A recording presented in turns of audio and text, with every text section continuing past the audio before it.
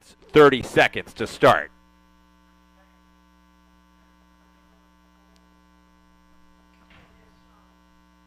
As Sean Doherty makes his way into the start, getting set to go.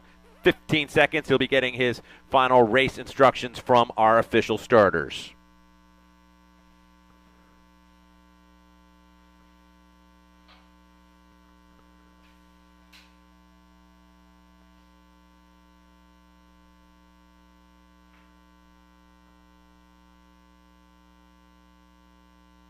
And we are underway. Our first skier is out on course. That's Sean Doherty, again, member of the U.S. national team and National Guard program at bib number 1. We're in bib number 2 and moving into the start line. That is Luke Brown out of Craftsbury Common, Vermont, and another member of the national team as he gets set to go. We're going off in 30-second intervals this morning for each of those athletes, going off 30 seconds between each athlete, and he is underway. Moving to the start, we're in bib number 3 out of Jericho, Vermont, and another member of the U.S. Biathlon team and National Guard program is Travis Cooper. Again, we're starting with the senior men. We've got about 11 starters in that group, and then we'll move into our junior men before we'll have a small break as we move on to the women.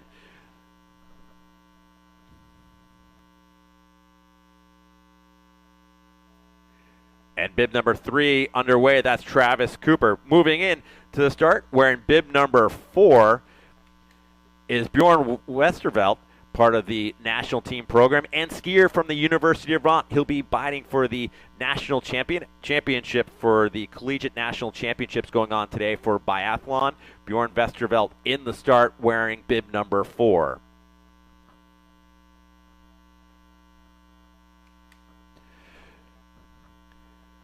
Bib number 5 moving into the start. It is Vasek Cervenko out of Lake Placid, New York.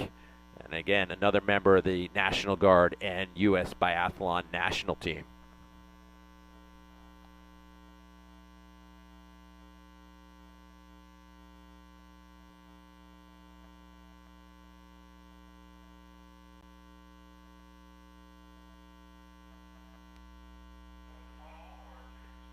And Cervenka is on course. Next in the gate, wearing bib number 6, is Vladislav Kapustin, wearing bib number 6 out of Longmeadow, Massachusetts. Member of the National Guard program. Bib number 6 in the start.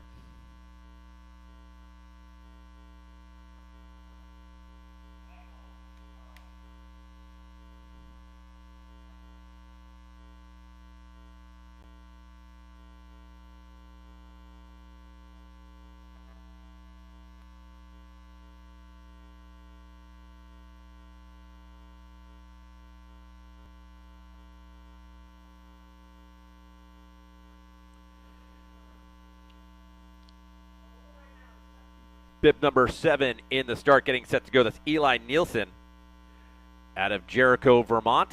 Again, a number of hot spots around the country. We'll see many of athletes from these places, including Jericho and Jake Brown skiing for Craftsbury Biathlon, getting set to go. Bib number 8.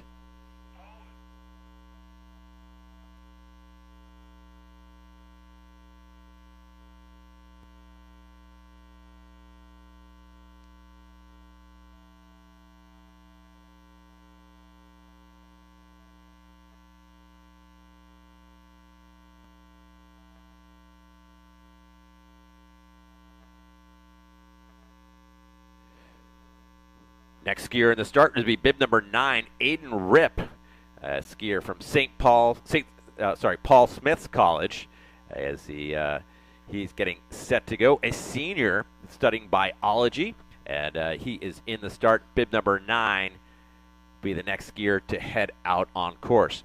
Again, these skiers will be doing 3 laps around this 3.3 kilometer loop for the senior men. As moving into the start, wearing bib number 10 is Tim Cunningham. Cunningham also out of Craftsbury and skiing for the Craftsbury Biathlon Club.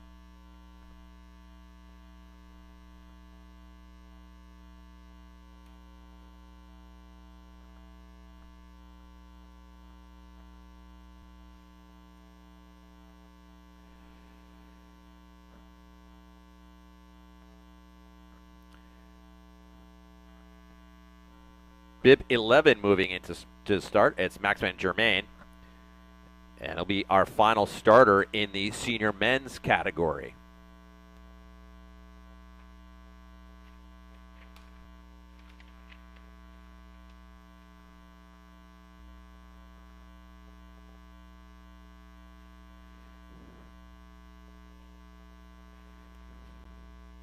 And that completes the start for our senior men. We'll be moving into the junior men's category. Next skier to go will be bib number 12, Diego Schillaci. He's out of Paul Smith's college. Again, today we are competing, these skiers competing, representing their colleges, competing for the Collegiate National Championships, the first ever. So competing individual, they'll be having individual awards as well as a team award as Schillaci heads out on course. Next up will be bib number 13, and that's Thor Shepard.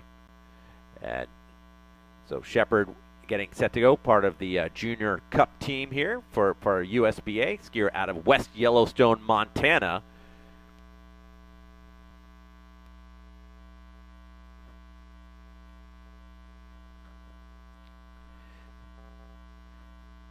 And Shepard is on course. Bib number 14 will be the next skier in the start, Logan Solander.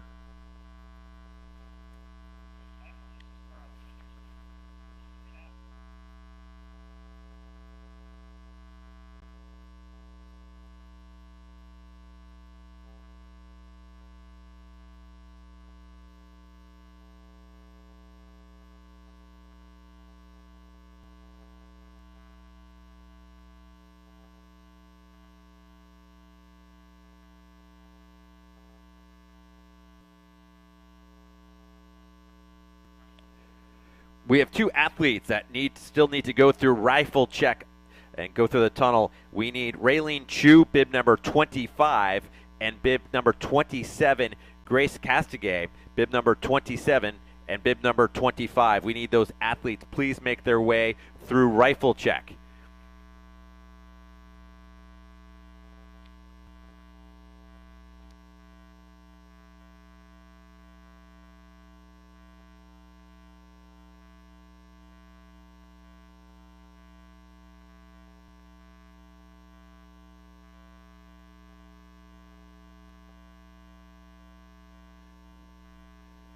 Next in the gate to go will be bib number 16, Yuri Vasilev, out of Casper, Wyoming, and he is on course representing Casper Biathlon Club.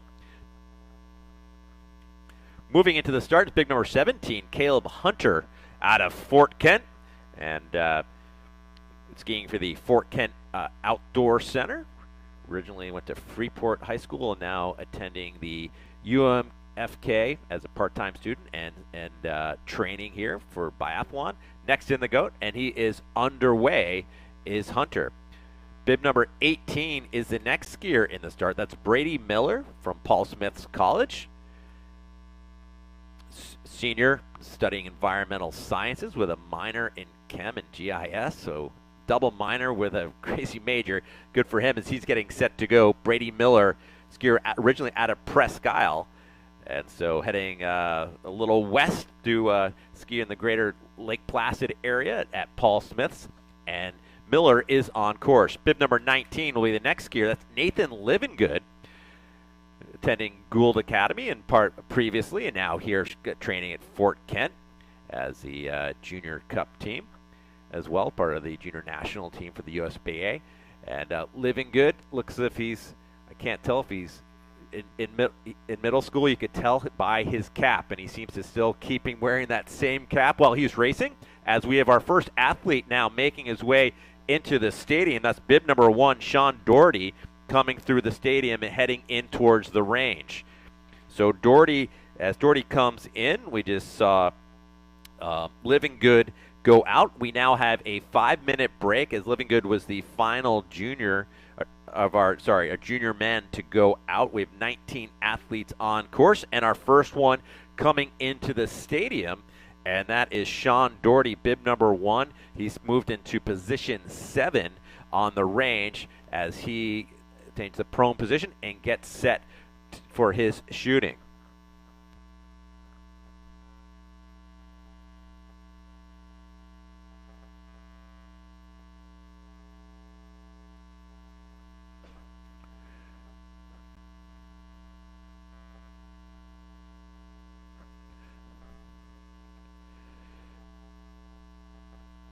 And Doherty is through with, looks to be 3 misses, so he'll be hitting the penalty lap for 3. And bib number 2 has since come into the stadium, and that's Luke Brown.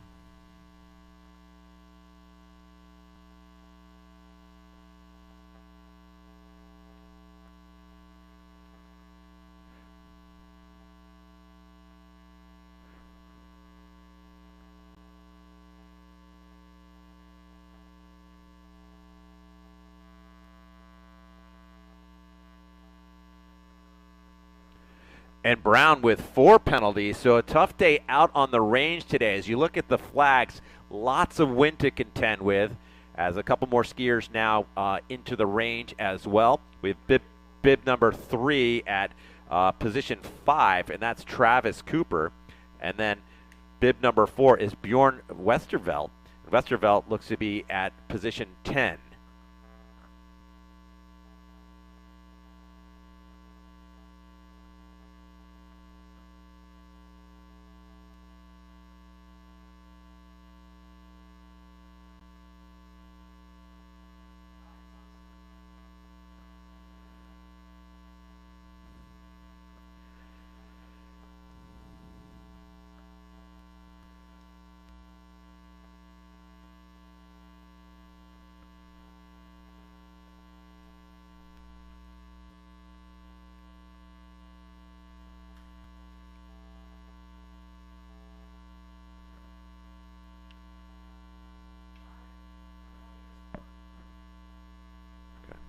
Great, thank you. And Vasek Versenka coming with 1 miss, so one of the stronger shootings on the course thus far for Vasek. As he heads out, he'll only have 1 lap to do around that penalty loop. Again, it is the responsibility of those athletes to keep track of their number of laps. Anything out of here, the announcing booth is unofficial, and we try our best to keep everything up to date and as clear as possible. But as we look in now, it looks to be bib number 8 has now moved into the 12th position on the range. So today, skiing, our athletes going off at 30-second intervals, so we'll be watching the results feed and when they come through, because doing some higher math as they come through those times. Again, looking at the clock, we're now at 10:12.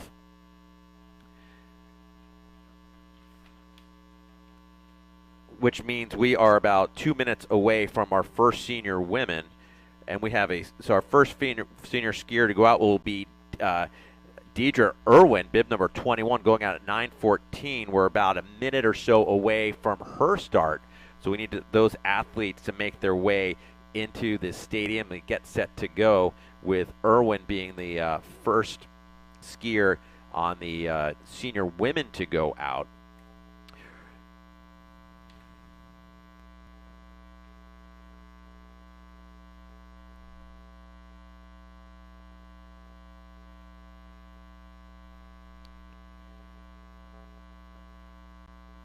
And so we're about 1 minute away from Irwin heading out here.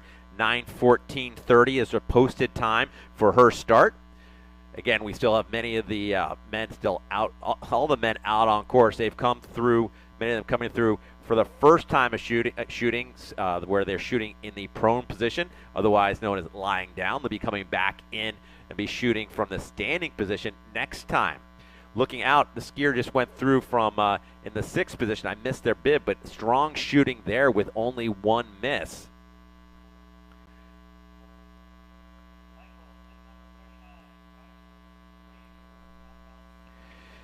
And we're looking for bib number 39, Patterson Frazier. Please make your way through equipment check. Please make your way through equipment check.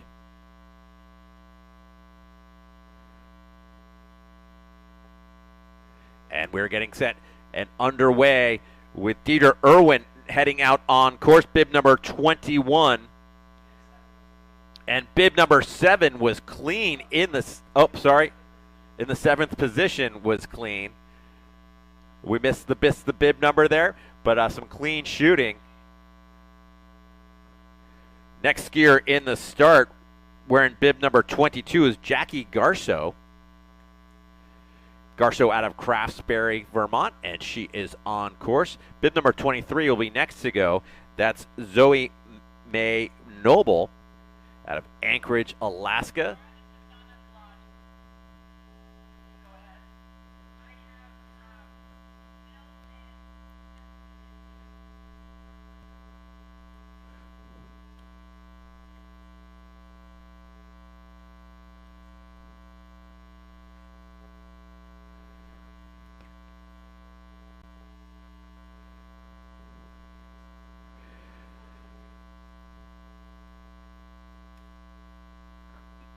Next skier in the start will be bib number 24. That's Lena Farah, skiing for the New York Ski Education Foundation, but based out of Heber City, Utah, and part of the U.S. Biathlon Cup team. So Lena Farah, bib number 24, next skier in the start. And as we look out in the stadium, looks like some of the junior men are now making their way into the onto the range. Bib number 12 looks to be in position number 1, and that's Diego Shalachi. So that's our first junior skier, our junior male skier in the start. Looking back, in this range rather, looking back at the start, bib number 25 will be the next skier to go. That's Ray Chu, the Auburn skier out of Auburn Ski Club out of Verdi, Nevada, and she is on course. Next skier to go will be bib number 26, and that's Sarah Bailu, and she'll be out. She's out of Fort Fairfield.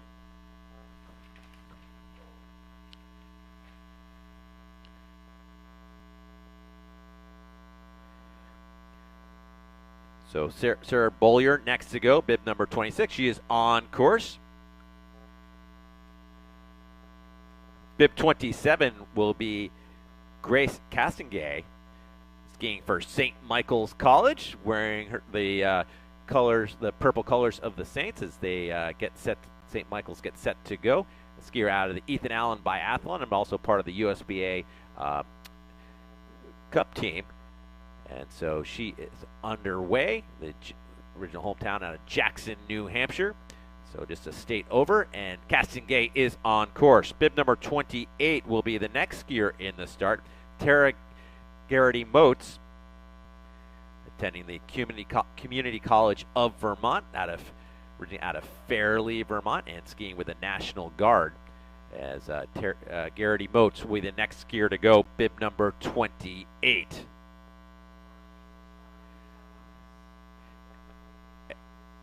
And just getting update, bib number 14, Logan Solander with just one miss. And as he will be heading to the penalty lap. So tough shooting out on the range. I think we may have seen one clean shooting thus far. And so it's lucky the wind has dropped down a bit from what we were experiencing yesterday. As we look to the start, I believe we're on to bib number 29. And that is Hannah Chipman heading out, bib number 29. Chipman out of Norwich, Vermont. Very strong Nordic heritage there, as bib number 30 is the next skier to go. Bib number 30, that's Bridget Royce. Royce skiing out of here at Fort Kent as part of the postgraduate program. Originally skiing out of Central Maine.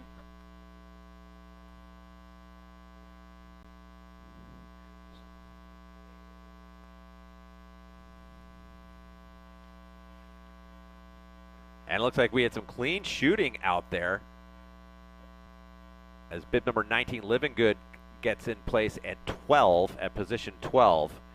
Looking back at the start, we're on to bib number 31. Bib number 31 is Kalsa Bozic, one of the junior skiers, again, skiing for Paul Smith's College, so another one of the collegiate competitors, originally out of Alexandria, Minnesota. Bib number 32 is Dulcie Tangway, bib number 32, out of Fort Kent, now skiing for Paul Smiths. So looking out, Living Good with one miss on the 12th, so we'll be heading out for that one lap on the in the penalty loop area. As bib number 33 moves into the start line, Thomas Van de Kemp, as we move into the youth men's category. And as that happens, we look at bib number 1 making his way into the range. That's Sean Doherty.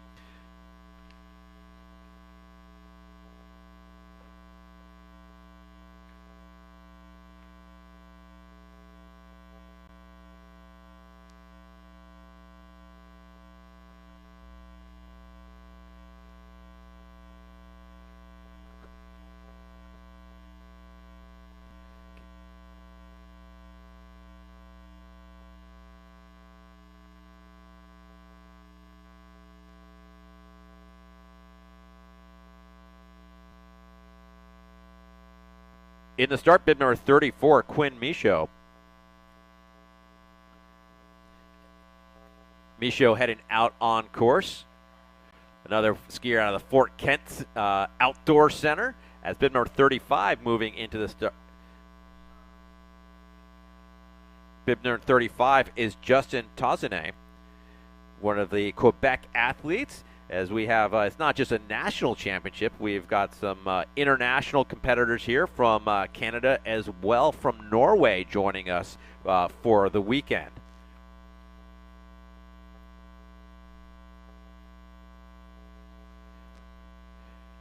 Bib number 37 is Ben Cadu, as he'll be the next to go, the skier out of Wayland, Massachusetts, skiing for the Massachusetts by HSC Massachusetts Biathlon.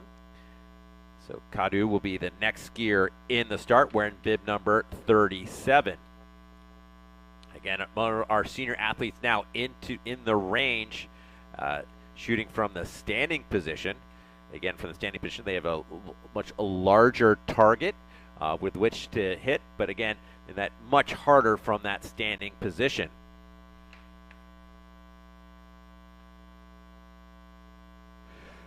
Bib number 37 will be the next skier. Again, will be Cadu, and Cadu is on course.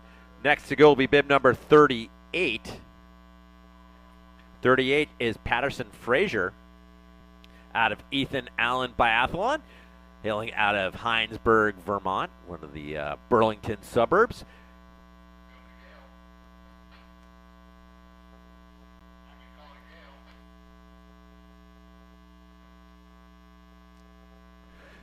And as we look out on the range, our first senior woman making her way on to the range, and that's Deidre Irwin.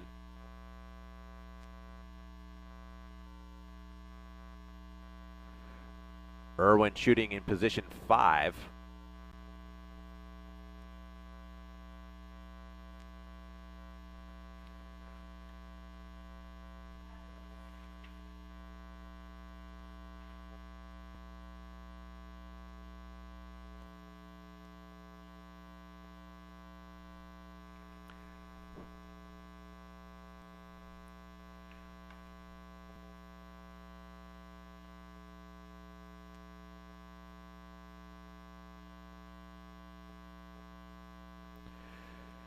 So Irwin, with 3 misses, heads to the penalty lap. Again, the winds just making it very challenging out there for the athletes today.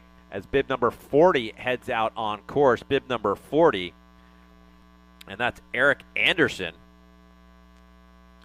So he heads out to the stadium. Anderson out of Frontenac, Minnesota, skiing for Bluff Country Biathlon and Minnesota Biathlon. The 18-year-old heading out on course. He'll be followed by bib number 41, and 41 is Elias Watson out of Anchorage, Alaska.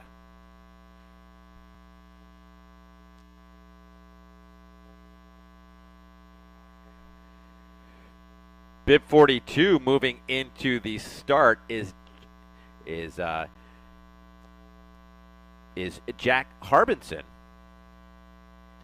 Harbinson out of Casper Mountain Biathlon in Wyoming. And he says he's a better sprinter and a shooter as he gets set to go. The racer wearing the yellow suit and heading out on course. Bib number 43 is Wyatt Stevenson.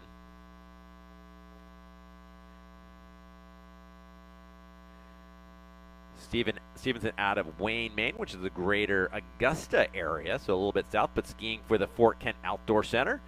Stevenson competed last weekend up at Holderness for the Eastern High School Championships representing the state of Maine.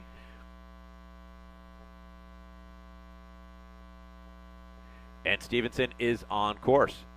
Next up will be bib number 44.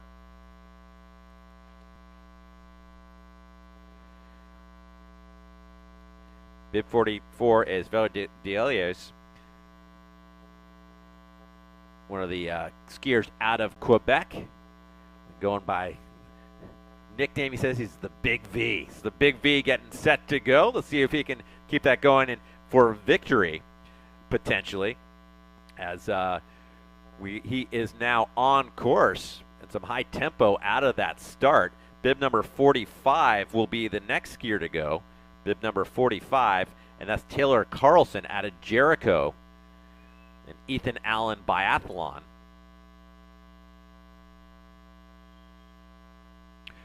Carlson will be the final starter in this group, and then we'll have a break, and then we get underway with the next group of skiers, with the youth women, the U17 boys and girls, and our para athletes. So Carlson is on course, and we've got 5 minutes till the next start. Again, with our youth women, bib number 46 will be the next skier to go. Tilly Lang out of Craftsbury will be the next skier to head out on course.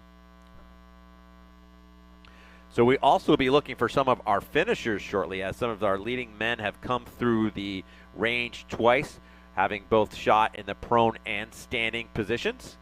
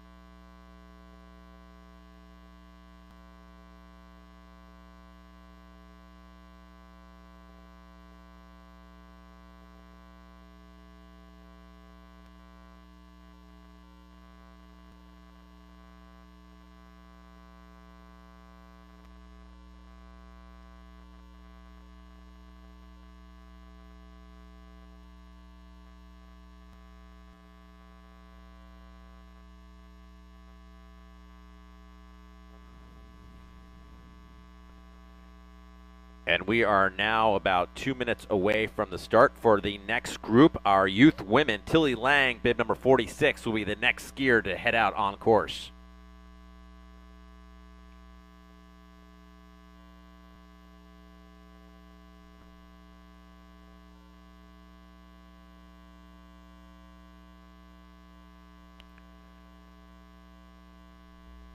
I think.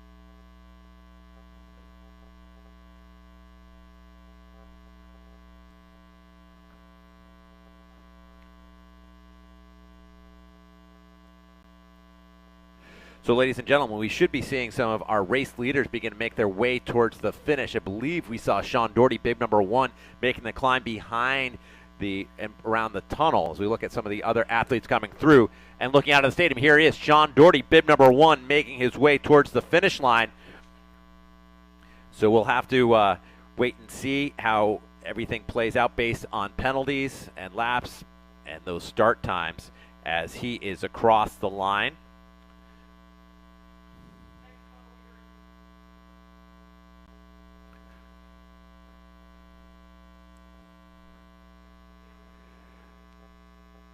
And we're less than a minute away from our next skier to head out. Again, Tilly Lang, wearing bib number 46, a skier out of Lyndonville, Vermont, and skiing for Craftsbury Biathlon. As we look at, we have another skier coming to the stadium and headed towards the finish line. Bib number 5. So with a very strong race going to Vasek Cervenka. So Cervenka with a great ski and some great shooting, obviously, having skied all the way back from the 5th position, be the second one across the line, even with that, going out about, Cervenka went out about 2 minutes behind Doherty. So actually pretty close there between that split. But I think Cervenka ate into that a bit with some good shooting out there. Again, so Tilly Lang just headed out on course wearing bib number 46, wearing bib number 47, the next skier in the start, and that's Abigail Van Dorn. Gail out of the Lake Placid, skiing for the New York Ski Education Foundation. So she's bib number 47 is in the start.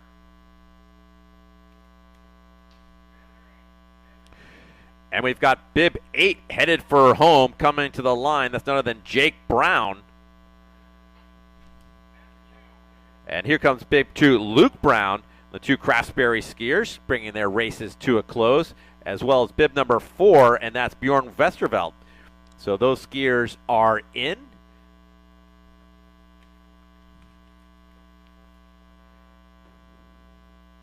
Paige Fieldhouse, bib number 48, is the next skier to have just left the start area. The skier from Rutland, Vermont, and skiing for the Ethan Allen Biathlon Club, and the skier from the GMVS as bib 3 now coming to the line. Bib number 3 is Travis Cooper.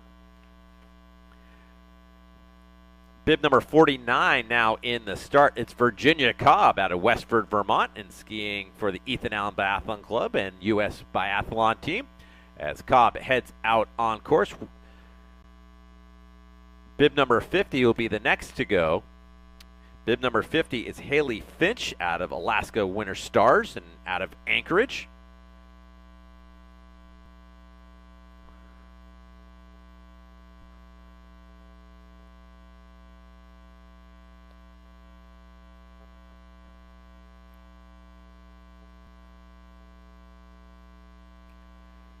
And Finch is on course. She'll be followed by bib number 51, and that is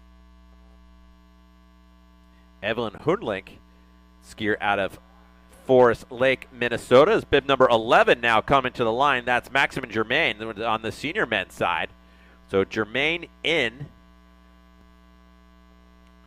Looking back at the start again, it's Hoodlink getting set to go, the skier of Ethan Allen Biathlon Club. Though originally out of Minnesota, bib number 52 will be behind her. That is Claire Pritchard. Pritchard out of Montpelier and skiing for the Craftsbury Biathlon.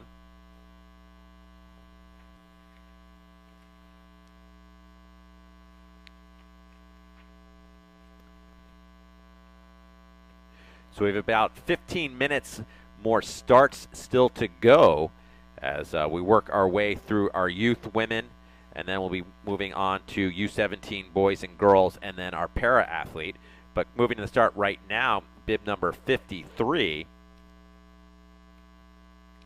and that's Seven Bowen out of Huntington, Vermont, skiing for the Ethan Allen Biathlon Club, another athlete who competed in the Eastern High School Championships in Holderness, New Hampshire last weekend.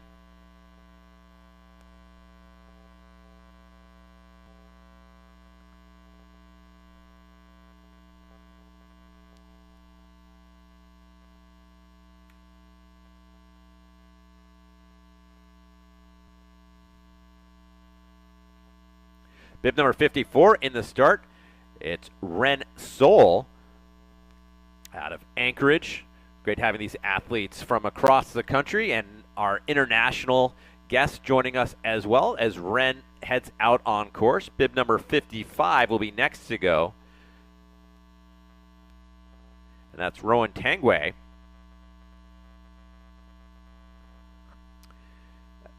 Tangway out of Fort Kent and attending Paul Smith's college these days, where she's majoring in environmental science and minor in chemistry and biology. So one of those great STEM students and a student athlete to boot. Again, athletes today competing for the first ever National Collegiate Championships, representing each of their respective universities. As bib number 56 will be the next skier in the start. Bib number 56 is Grayson Melisic. As we move on to the U17 boys category.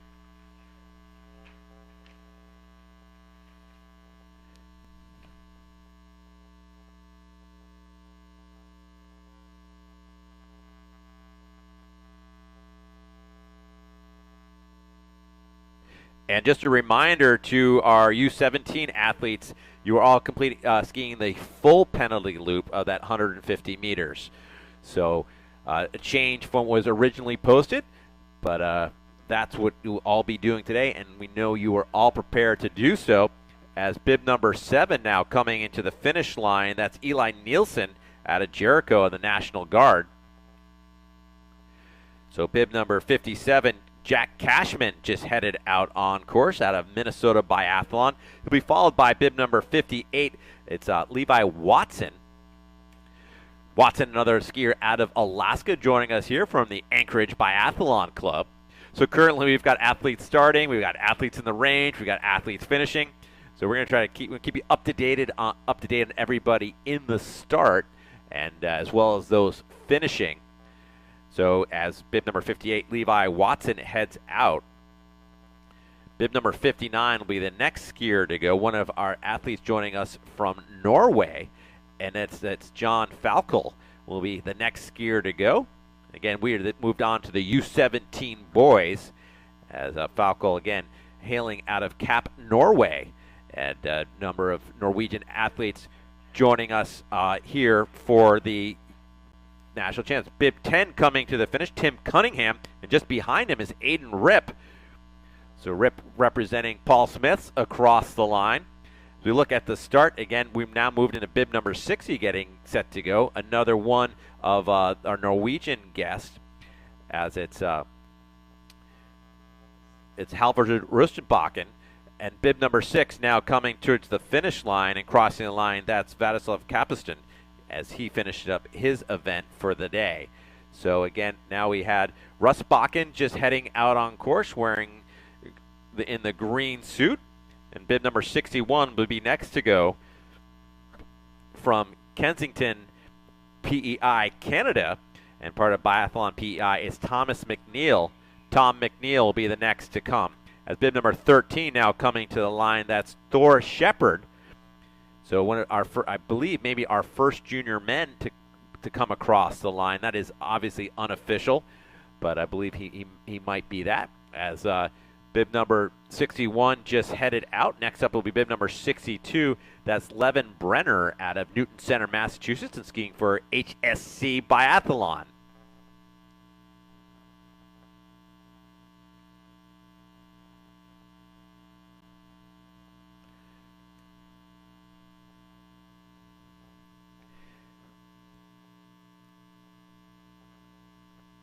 Alden Reardon, next skier on course. Reardon wearing bib number 63 out of Fort Kent. Like I said, New Canada, Maine, but skiing at the Fort Kent Outdoor Center as his home club.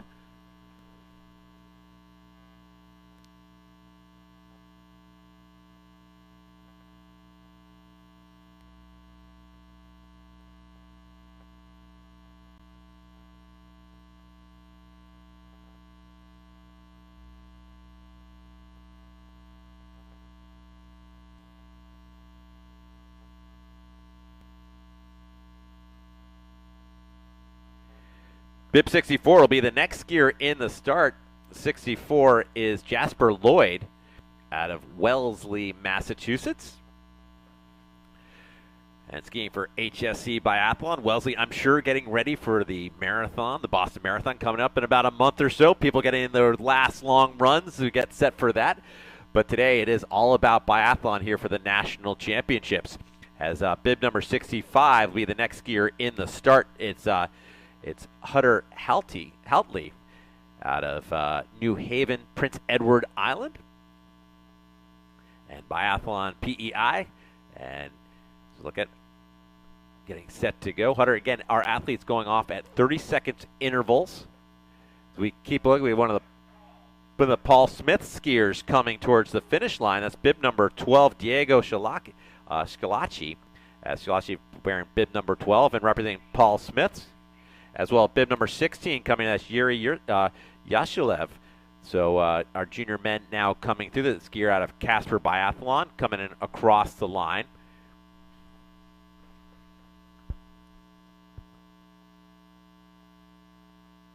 Bib 66 just heading out on course. Bib 66, that's Harmon Gill out of Kensington. As we have bib number 21, that's Deidre Irwin. So our first woman is now in our seniors category. That's Deidre Irwin across the line and setting the pace for the rest of the field to follow. As we look to the start again, just heading out is bib number 67. And that's, this is great. Lourdes is his first name, and then in the asking the pronunciation key, he said, it's difficult name, but it's House Usland. So Lourdes House Usland is on course, one of our Norwegian friends. And we followed by bib number 68, Nathaniel Lee out of Acton, Massachusetts. As Nate Livingood comes in, finishing up his race. Bib 69 in the start is J.J. Wilson. As we have another skier coming to the finish line, let's give it a bib number 14, Logan Solander out of Tahoe Vista, California, skiing for Altius and ASC. And he is in.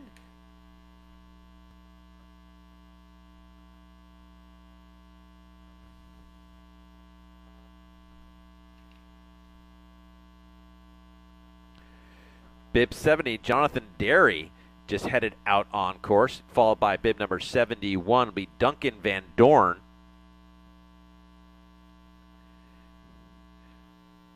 Out of Lake Placid, New York, skiing for the New York Ski Education Foundation.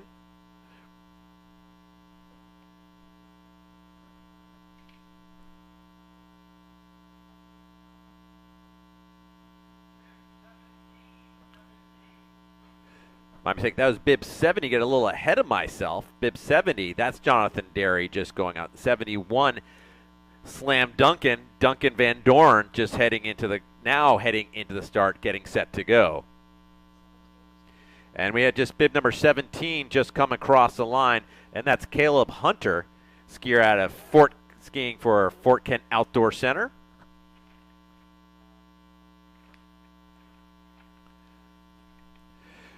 Bib 72 moving into the start as we've now moved into the U17 girls. It's Josephine Lynch-Shattuck getting set to go, bib number 72. We've got about a dozen or so athletes in the U17 girls, and then we'll be moving on to our para-athletes.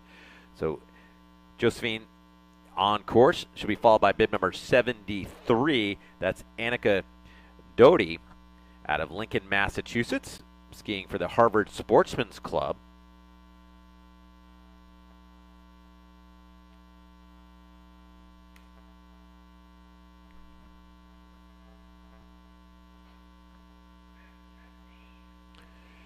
We've got bib 15 charging line. That's Alex Dawson.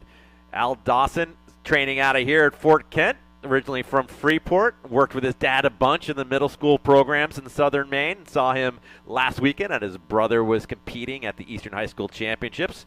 So Al Dawson coming in, is sort of new to the whole biathlon thing and doing great. So Al Dawson across the line. As we're looking back to the start areas, we are bib number 74 is a skier in the start. Bib number 74, and that's Amelia Kidd. Kidd is on course. And Jackie Garceau having just come across the line, finishing up her competition for the day. Again, today's racing results get converted tomorrow in times, as we'll be doing into the pursuit, where the fastest skier will go out first, with each skier following them based on their results today. As bib number 75, Nora Mohagen, the next skier on course and is underway. Raufoss, Norway. Great to have so many the Norwegians joining us for the weekend. Bib number 76 will be the next to go, will be Jenna Stainkin. Stainkin out of Willsboro, New York, and skiing for the New York Ski Education Foundation. Again, as I was saying, today's results get posted towards tomorrow's, where it's a pursuit where the fastest skier from today goes out first, and everybody tries to catch them, with the first skier across the line being the winner. Stenkin just heading out on course. As we look at our next skier up, it will be Tuva Klett Andresen, another of the Norwegian skiers here with us today. Bib number 77 is in the start.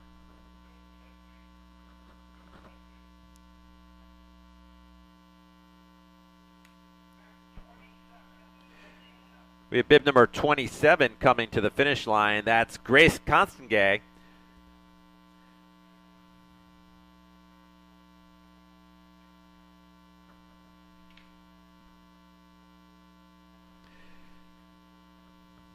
Bib 78 in the start. It's Chloe Collar.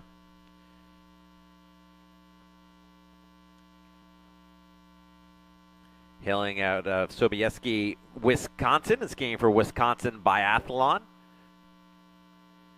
And Kohler is on course.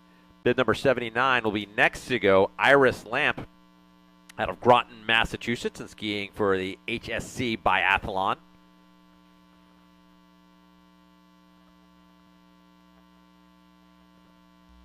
We've got about 5 more athletes to send out on course, then at which time we'll have completed all the starts of the morning. Bib number 80 be the next skier to go. That's Bridget Perry.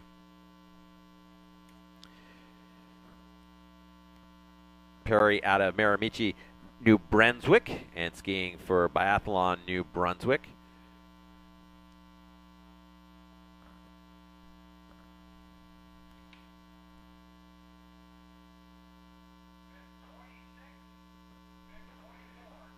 And we got 2 skiers coming to the line. Bib number 26, that's Sarah Biller, and bib number 27, bib number 24. My eyes deceiving me, that's Lena Farah. Those 2 athletes across the line.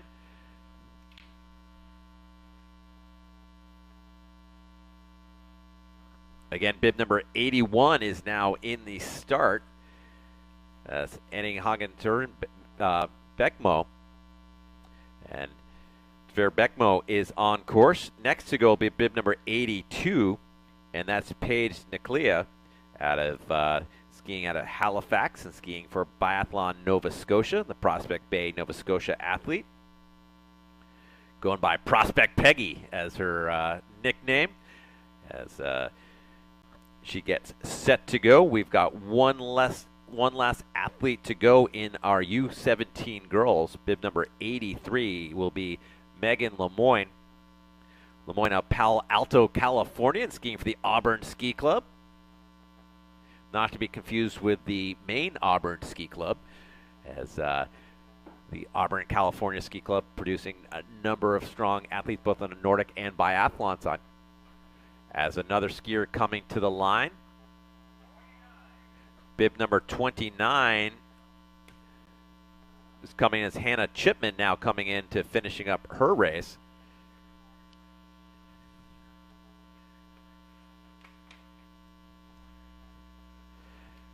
And now our final start of the morning out of Holiday, Florida.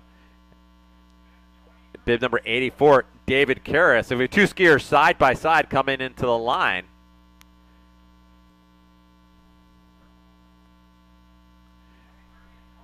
Bib number 28, the first of Tara Garrity Moats, leading Zoe Mayer Noble. As we have our last skier has now entered the start, and he is underway as David Karras, part of the VAST program.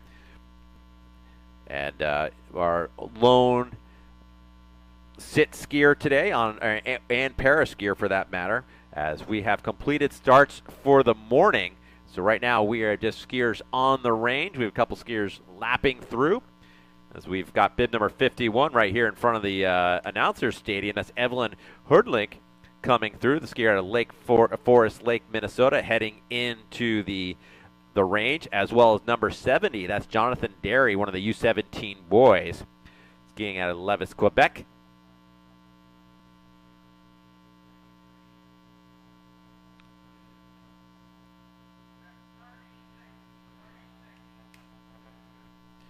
And we've got Tristan Thrasher, bib number 36, coming to the finish line. The skier out of Steamboat Springs, Colorado, skiing for the Altius team.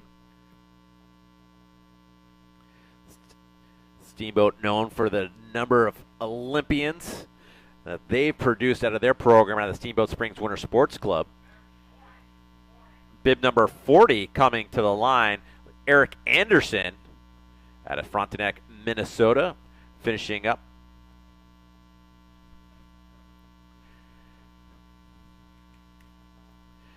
John Falkel in the green suit in bib number 59, one of our Norwegian guests coming into the stadium.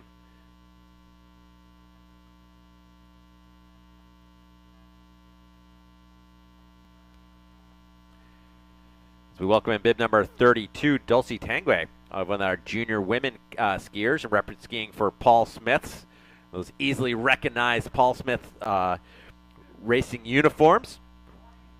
Bib number 41 is the next skier, Elias Watson, out of Anchorage, Alaska. One of our youth men competitors.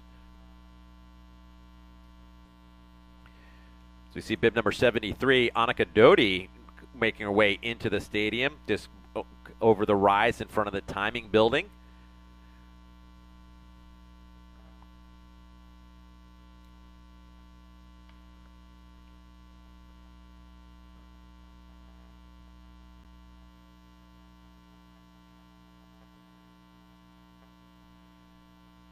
And those of you who might not be as experienced in watching biathlon, these athletes coming in, they might look like they're skiing slow, but actually they're conserving energy, trying to get their heart rates down, so they can. So when they get to the shooting, they're nice and relaxed, and the rifle isn't just moving everywhere with heartbeats, because it can have a strong effect, especially when you have your arm in the standing.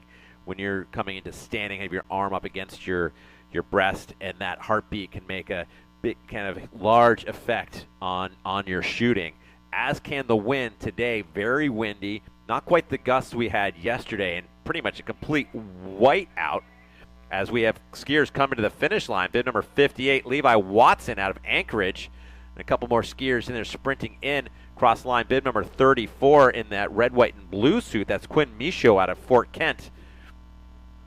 And we also had sandwiched in there with bib number 26, Sarah Billier, as the skier out of Fort Fairfield, and now skiing for the Sugar Bowl ASC program.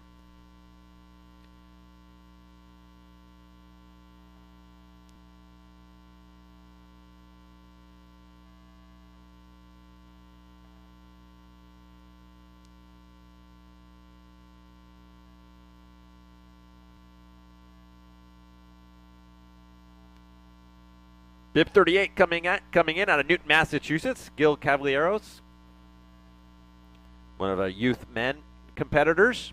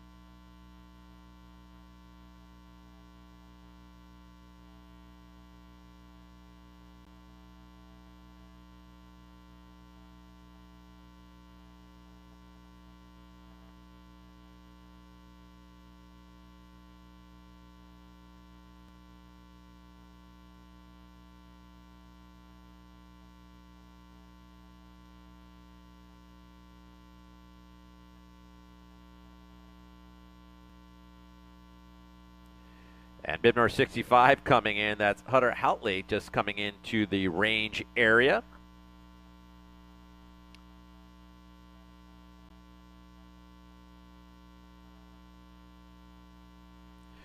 Bib 43 charging to the line. Let's get it for Wyatt Stevenson. Bib number 49, the next skier headed toward the Virginia Cobb. I believe our first youth woman headed to the finish line. A skier at Westford, Vermont, skiing for the Ethan Allen Biathlon as well as the U.S. Biathlon Junior National Team. Bib 80 coming in towards the timing area. That's Bridget Perry.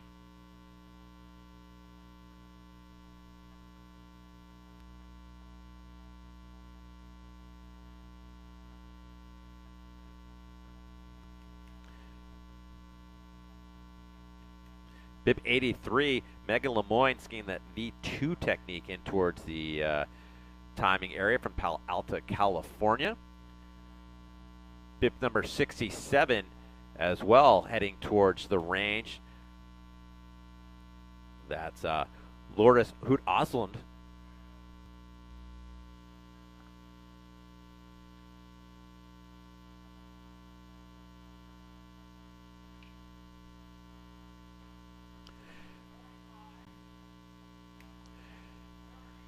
Taylor Carlson charging to the line, as well as bib number 30. That's Bridget Royce skiing out of Fort Kent here. The skier originally out of the Farmington area. And bib number 26, Sarah Bullier. 46, my mistake. Bib number 46, Tilly Lang skiing out of Lindenville, Vermont. And bib number 56 right out front here. That's Grayson Melisick, one of the U-17 boys, a skier out of Anchorage, Alaska. As we have our sit skier now in the stadium area, making his way first time into the range, David Karras, as bib number 35 and 49 come to the line. That's Quinn Michaud and wearing bib number 35, and bearing bib number 49, that's Virginia Cobb. Must have missed a number, misread a number there.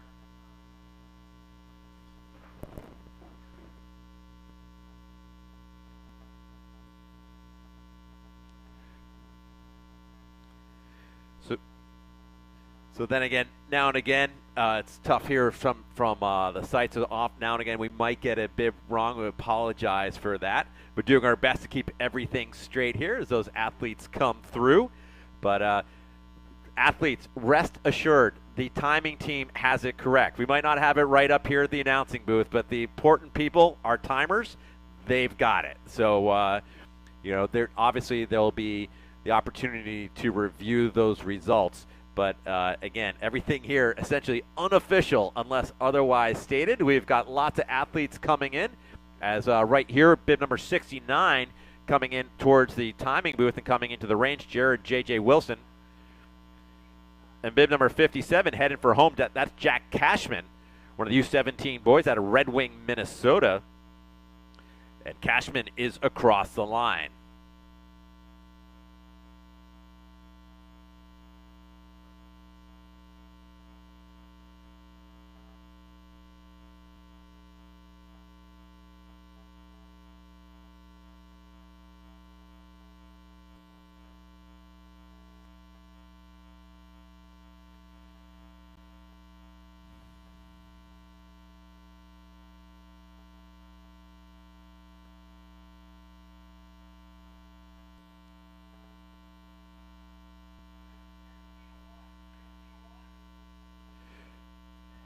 Bib 51, Evelyn Hedrick coming in, as well as bib number 47, and that's Abigail Van Dorn, skier out of Lake Placid, New York, training at Mount Van Hovenberg, as bib number 50. Bib number 50, that's Virginia Cobb coming in across the line. Actually, that's a mistake there. That we've late entry with that's Haley Finch coming in, and we'll get her added to our database here that we're using for announcing. So again, everything here unofficial. Haley Finch, again, number 50 across the line.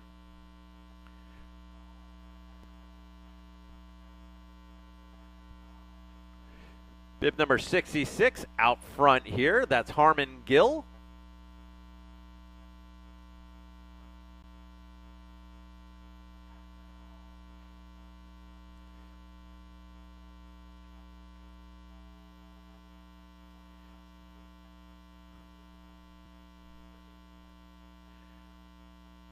And so we do have some preliminary results based on here in front of us. And on the senior men, it looks to be, again, unofficial here. Jake Brown, time of 28:39. And with a 9-second, just under 10 seconds, 9.9 seconds out of Maximin Germain. And then it's Vaclav Cervenka in third, 35 seconds back. So he will be setting about 25 seconds behind Germain tomorrow when we move into the pursuit. And then a minute 56 back total. That's Sean Doherty in fourth. As we have bib number 60 coming to the line, that's Halvorsen Flastrud Rustbakken. So Halvor across the line. And bib number 57 and 59 here, Jack Cashman, bib number 59 in this group as well. That's John Falco, one of the Norwegian skiers. As the skiers continue making their way across the line and finishing up today. Job well done to all those athletes. Bib number 55, the next skier to line, that's Rowan Tanguay. Skier out of Fort Kent. And now skiing at Paul Smith's.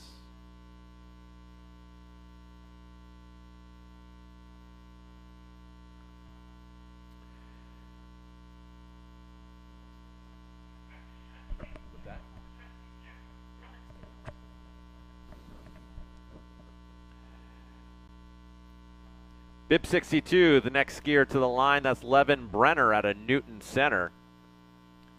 And a quick going back to the senior men's, again, the top four were Jake Brown leading the way with Maxim Germain in second, Vaclav Cervenka in third, Sean Doherty in fourth, and rounding out the top five is Luke Brown, 3 minutes back. So bib number 63, Alden Reardon, skier out of New Canada, Maine, and skiing here with the Fort Kent Outdoor Center. So looking at a few more skiers now entering the stadium area, and they look to be heading into the range as we are now at 11, just after the 11 o'clock hour, which means that bibs are available for pickup. We'll remind those athletes competing in the next event going off at 12:50. So all our U13, 15 boys and girls and our master and vet skiers, you can pick up your bibs in the waxing building in room 35, and it means that your equipment check will also be open in about 10 minutes. 5 or 5. Bib 65, the next skier coming towards the finish line and across the line. That's bib number 65. That's Hudson Haltley, going by the nickname Hutter here based on his info as the skier out of New Haven, PEI. Across the line.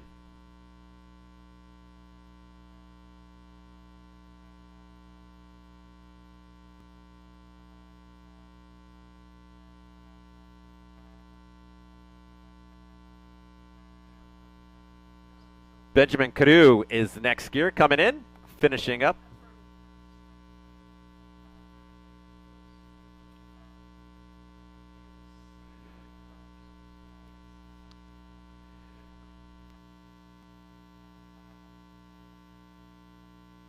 And for those who are interested in checking out results, you can find them at fkocresults.com. They're not listed yet, but that's where they will be posted. I've got some preliminary updates here as we've gone through the senior men. Looking at the junior men, looking at the top three, leading the way is Shep Thorson. He's got a 30 seconds lead over Nate Livengood going in tomorrow's pursuit. And then about 23 seconds so behind Livengood will be Yuri Yesolev. So those are the top three on the junior men's side. As we scroll through some of these preliminary results, again, all this is unofficial. On the senior women's side, Deidre Irwin coming through, and still waiting on the updates or on the rest of those on their results still to be posted. Bib number 52 will be the next skier coming to the finish, and Claire Pritchard. Pritchard out of Montpelier, Vermont, and skiing for Craftsbury.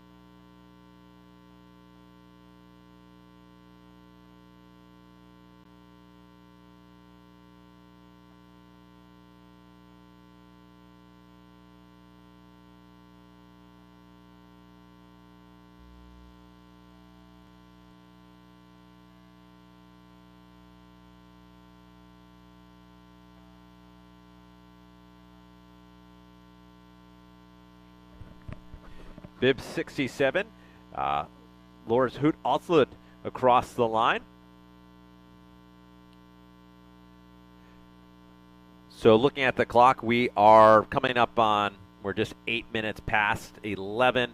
Looking at the schedule again, equipment check will open here in about 7 minutes or so. We'll let you know when that is open.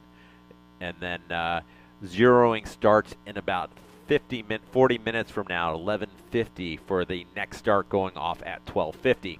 We'll also be awarding our Collegiate National Champions at around high noon. We'll keep you updated on the exact time. We'll have to get all the results tabulated and those all figured out for each our men and women and teams, or colleges for that matter, for the Collegiate National Championship Awards, again, going off at around high noon. We've got another skier coming to the finish line. Let's give it up for bib number 64, and that's Jasper Lloyd out of Wellesley, Massachusetts, skiing for the HSC Biathlon program.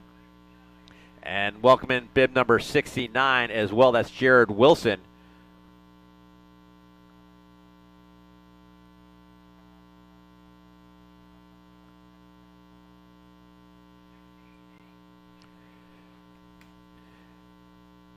Bib number 68, Nathaniel Lee, next skier coming in.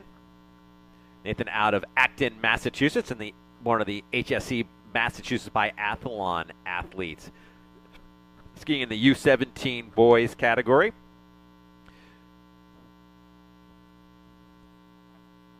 As some of our athletes now coming in for their second time in. They'll be shooting from the standing position, as many of the athletes here are in our U17 girls, as Bridget Perry just making her way past the timing building and into the shooting and onto the range.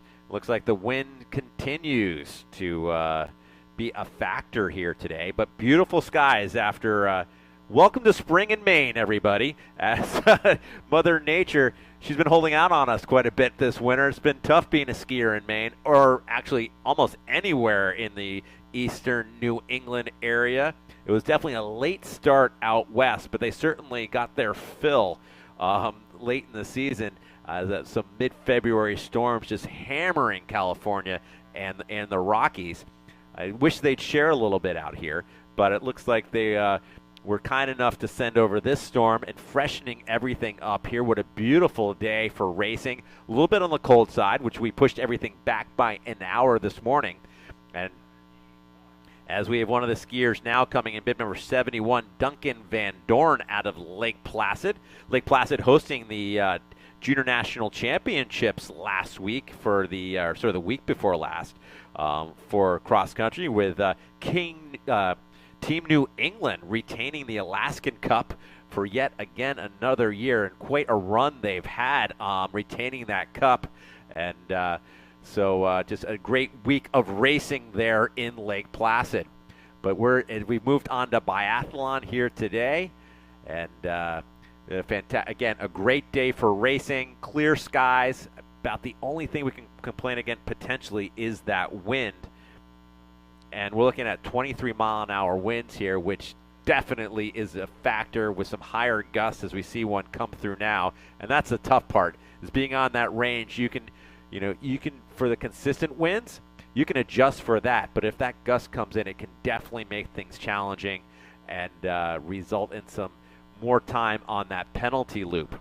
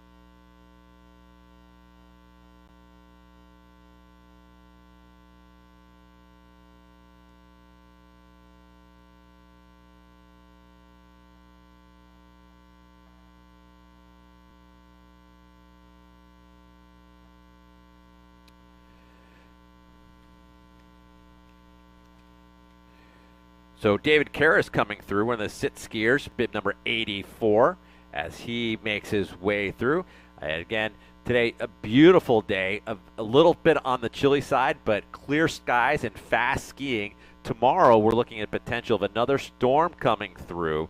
So it could definitely make things a little interesting for tomorrow's pursuit, where certainly wax will definitely be a factor, and definitely potentially visibility on the range. So that's tomorrow when we move into the pursuit.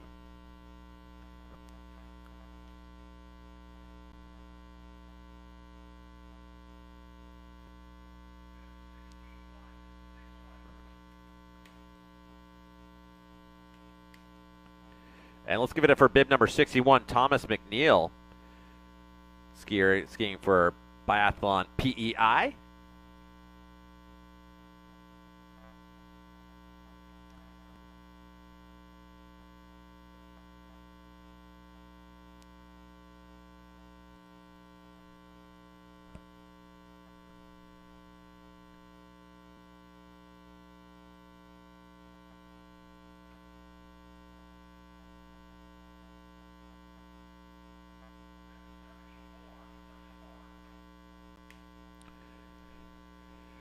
Bib 74, Amelia Kidd out of Middleton, Wisconsin, coming to the line. Just behind her, out of Norway, we have Tifleklet Andresen across the line. And here comes bib number 81. That's Anna Hagen Termenko from Norway as well, as a couple of more of the Norwegian skiers finishing up today as bib number, again, that was bib number 81 through. Our final bib starter was bib number 84. That was our sit skier, David Karras. So soon we probably have about 10 athletes or so still out on course. Lots of racing still they had, but it's now 11:15. Bib number 83 coming through. That's Megan Lemoyne from Palo Alto, California. So Lemoyne finishing up her race.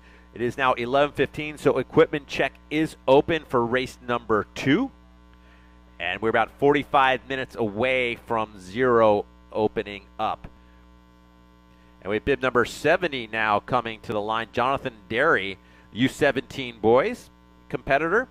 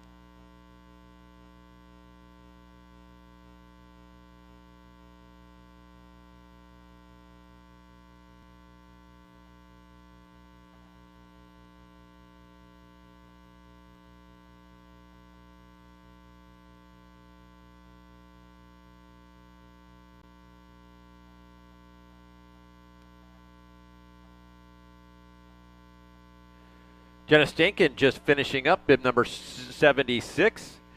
And bib number 78, next gear, that's Mara Strusser. Sorry, my mistake. That's 78, that's Chloe Kohler. Sorry about that.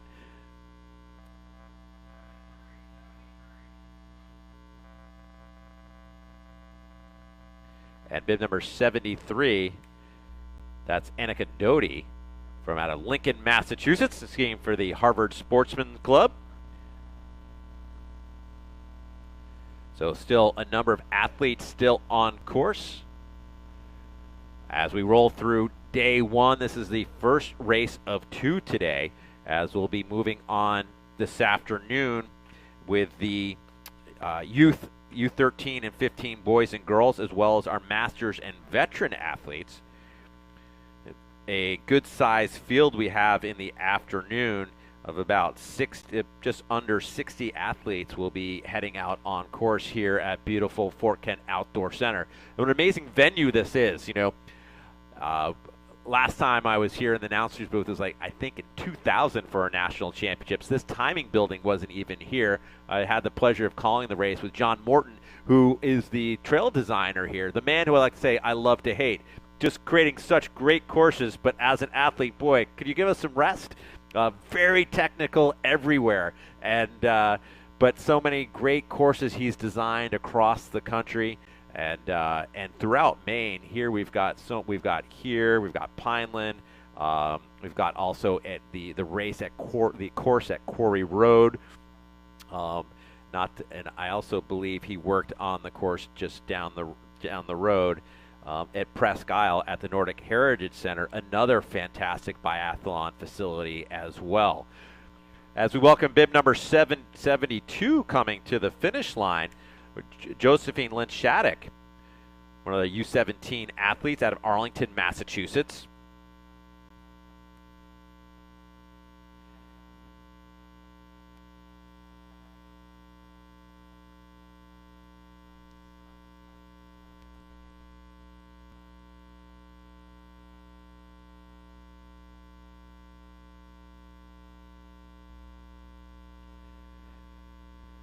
And just getting word, the range is closed, so we've cleared all athletes through both their laps.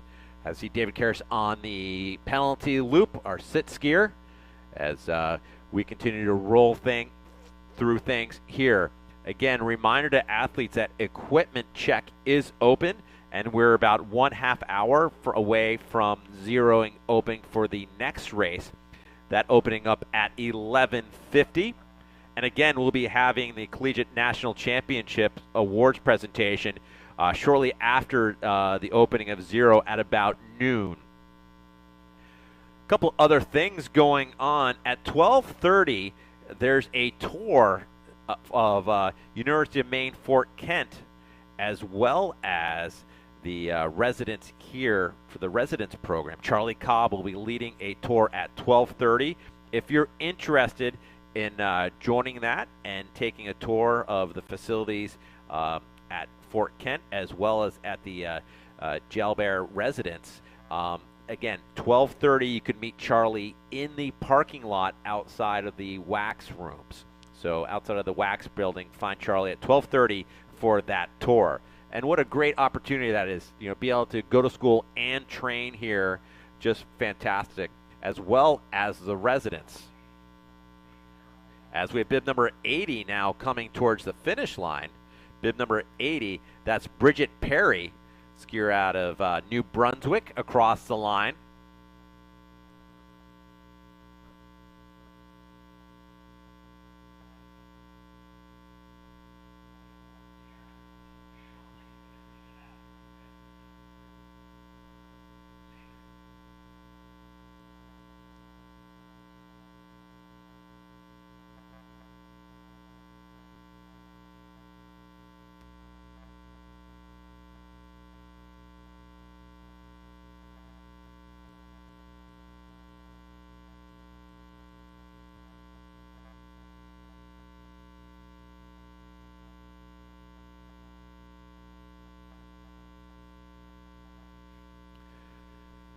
And so just a reminder for all of our collegiate competitors, again, we'll be having an awards presentation at around noon. It'll be sort of based on results, but it'll certainly be after Zero opens at 11:50. Bib 79 coming to the finish line, Iris Lemp out of Groton, Massachusetts.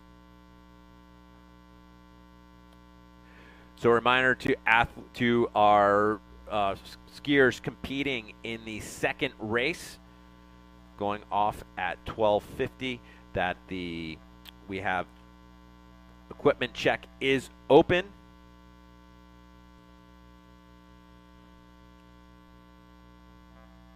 And Zero will be opening in about 25 minutes. We'll let you know when Zero is open for that second race. But in the meantime, we still have a couple of athletes still out on course here for the first start of the day one of the U.S. National Biathlon Championships here at the Fort Kent Outdoor Center. And what a beautiful day we have for today's events. So again, looking at the clock, we're just 23 past 11. Everything pushed back an hour due to the cold this morning. And look forward to the sunny skies to continue today, and some fast racing and some hot shooting as we get onto the second race going off at 12:50.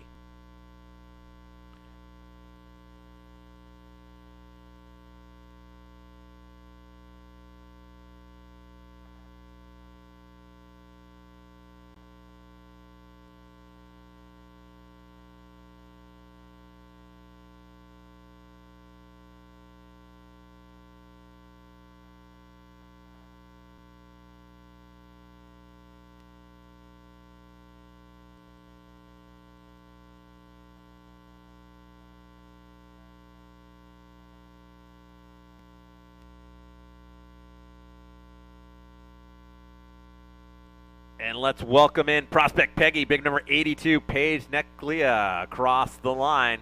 Skier out of Nova Scotia, bringing her race to a close.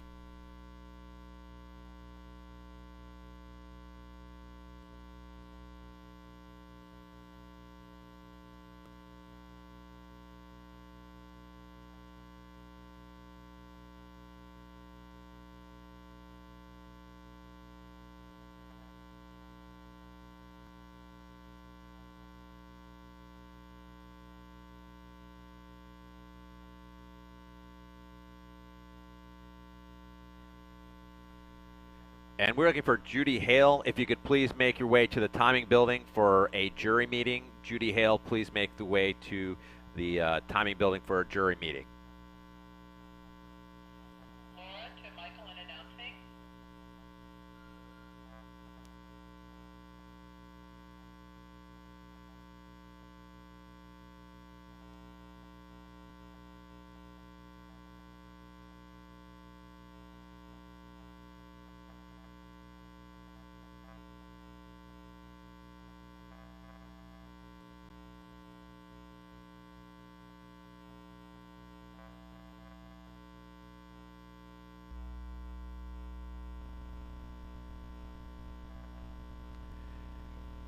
And if we could have athletes, if with rifles on racks, to please claim your rifles.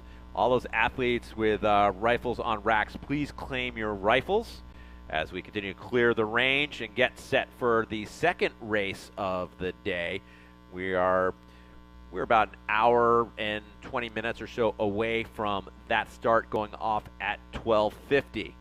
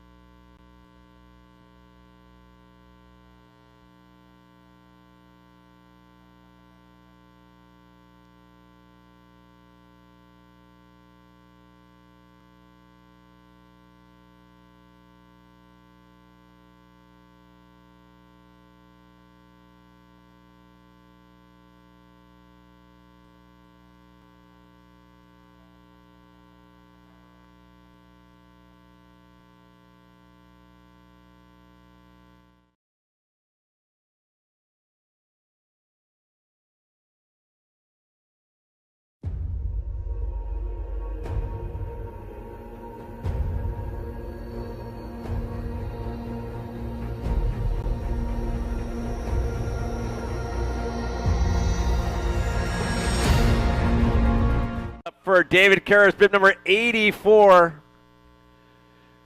bringing his race to a close. Our lone sit skier out here today at Fort Kent, skier out of Holiday, Florida.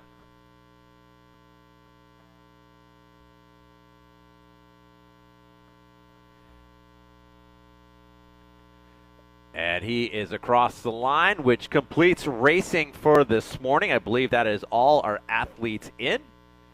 And as we now are coming up on 11:30, just a couple minutes shy of 11:30. Again, a reminder, the equipment check is open for the racers skiing in the second event. Also a reminder, if you haven't done so, please remove your rifles from the racks. So I believe there are a couple more rifles still to be claimed from the racks as we get set, as zeroing will be opening up at 11:50. We're about 20 minutes away from that, which puts us, we're in about a half an hour, shortly or so after, or from now rather, we'll be having the Collegiate National Championship Awards presentation right around noon. So all those collegiate competitors, don't go too far, as we'll be calling you back for that awards presentation. Again, next start is at 12:50. We're an hour and 20 minutes away from that, and we are 20 minutes away from zero to open. So sit back, relax. I see some skiers cooling down, some probably out there warming up as our volunteers clear the range, and we get set for the second race of the day and the first day of racing here at Fort Kent for the U.S. Biathlon National Championships.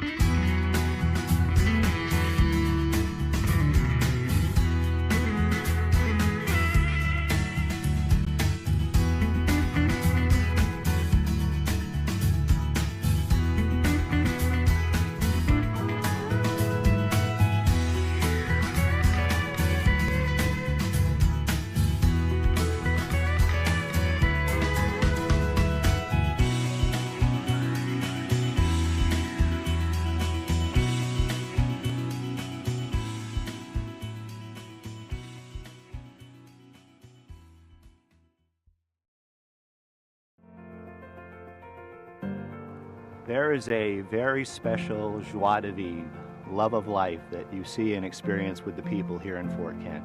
It's a wonderful place because of the energy of the people and the can-do attitude of the people and the beautiful seasons.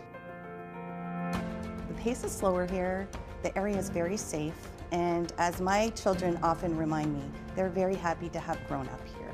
Fort Kent has been a place that I've always called home, and when my husband had first come up here for the first time, he said this was the first moment that he knew what the word home meant because of how he felt when he came here. I don't think community is a strong enough word to describe Fort Kent. I really feel like it's a family. It's just a great place to grow up.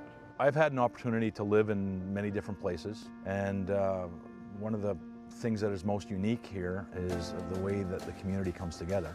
The people are what make Fort Kent. They are always friendly and very helpful, and it's like being part of a big family here.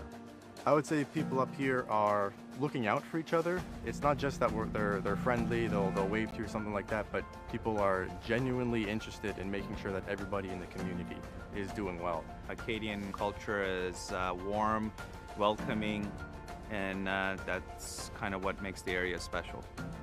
Fort Kent's a community that provides so much opportunity for us. There's not too many places that you can go to where you can ski, you can golf, you can go to another country within 2 minutes. For people who are active in the outdoors, this is your Mecca. This is the paradise for you. The winters are awesome here in Fort Kent. There's lots to do if you find yourself adventurous, whether you do skiing or snowmobiling, the Can-Am dog sled races. There's plenty to find to do in the winter months. Go out skiing all day or snowmobiling all day, and then you go to one of the local bars and have some time to relax and warm up by the fire. Snowmobiling is a big part of our winter industry, but all these snowmobile trails are converted to ATV trails in the summer, so there's hundreds, if not thousands of miles here in northern Maine. It's a lot of fun. Summers in Fort Kent are amazing. There's so many resources and lakes and rivers all around us. Opportunities to go hiking, to go boating, to go fishing. There's just a nature's wonderland in our backyard, and we're very lucky to have that.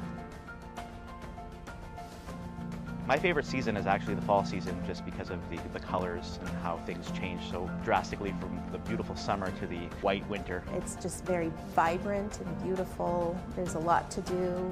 The food of that time of the year is a lot of fun to eat as well. The colors up here during that time of the year are just magnificent. And I had somebody describe it to me the other day, saying it was like a kaleidoscope of colors, and it truly is. It's just beautiful.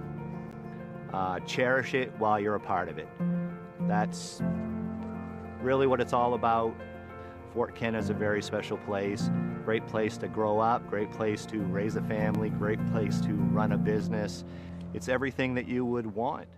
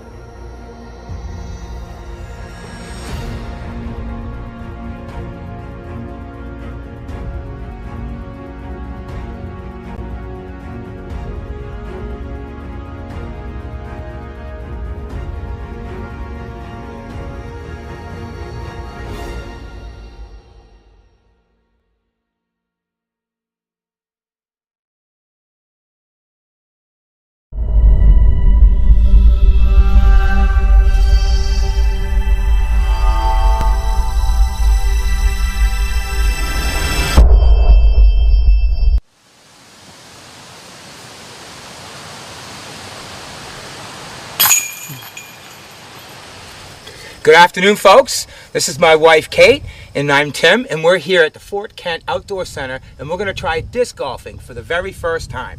Come with us. It'll be fun. I have some discs that might be able to get you like slower discs that you can throw. Yeah. So, okay, so here's 3 different types of discs. Okay. So this would be a driver. Okay. Okay, see how there's a thicker lip. Yeah. Okay. This is your mid-range, so a lot thinner. Yeah. This is what I'm going to give you to throw, and then this is a putter. Okay? So you can see it's just a thin. You're gonna putt differently. You're gonna hold it differently. Okay. Okay. Good. So let's go ahead. We'll start. Maybe me and Rudy will throw off first, and then we'll show you how. Yeah. I guess how to do it. Yeah. Okay. Rudy, you got any tips for him? I just saw him. Any tips? Throw. Yeah. Yeah, keep the disc level.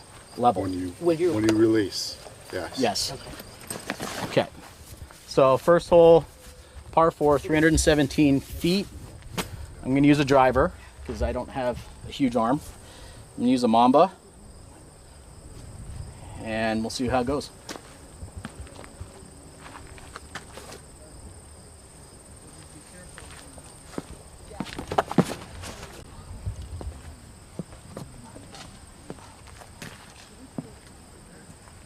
Okay. Got through. Yep, got through. So should be right up there on the dance floor. And I've got a Queen, speed 14. This is a high-speed driver. Hopefully I don't grip lock it like yesterday.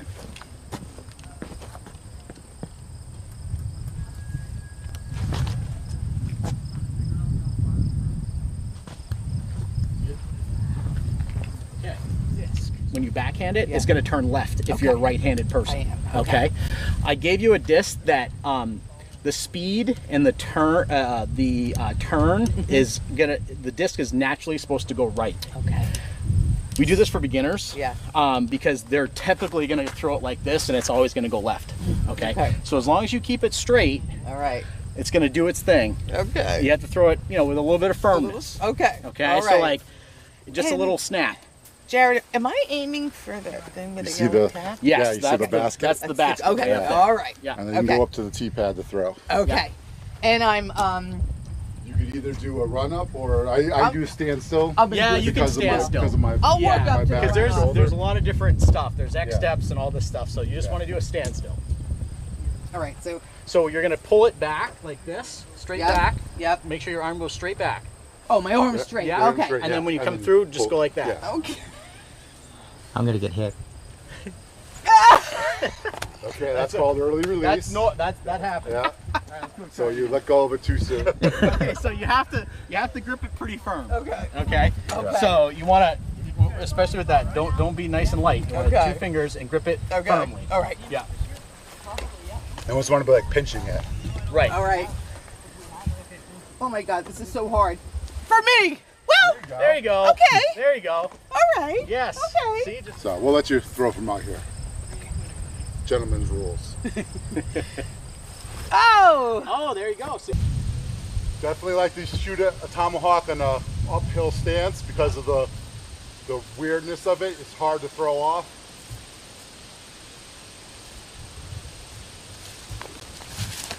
Oh, Wow. I'm lucky.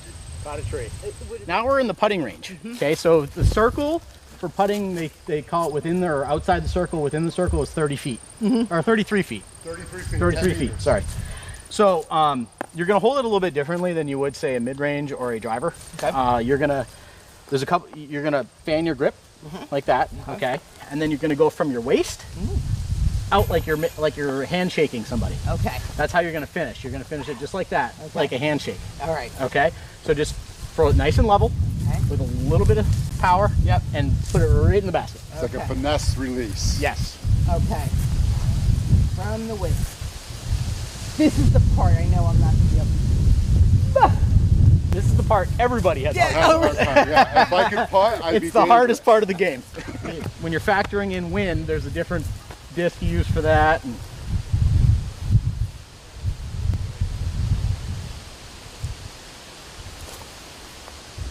okay, so that was a bad putt. But the idea. That's what they call a layup. It's a long putt.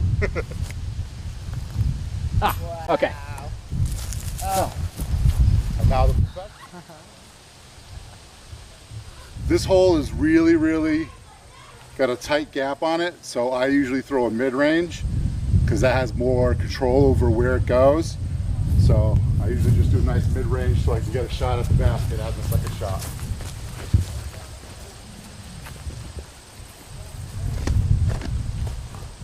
Ooh, there you go. I really just want to get up on that hill.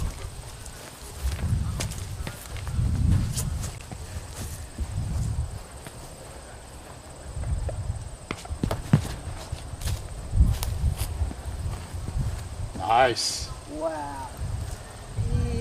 Not quite enough. I think You're right, the biggest challenge is finding the disc. Get down. Oh, beautiful shot. Thank you.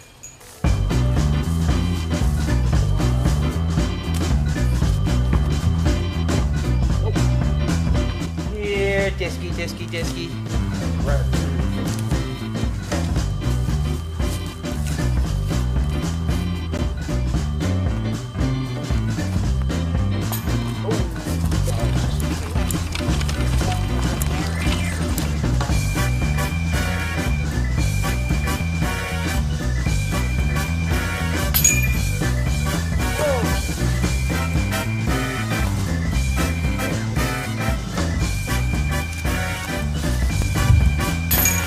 Got one in?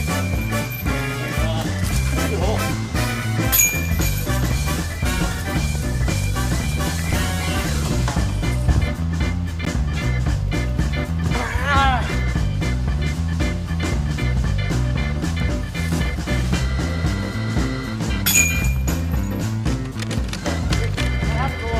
Yeah.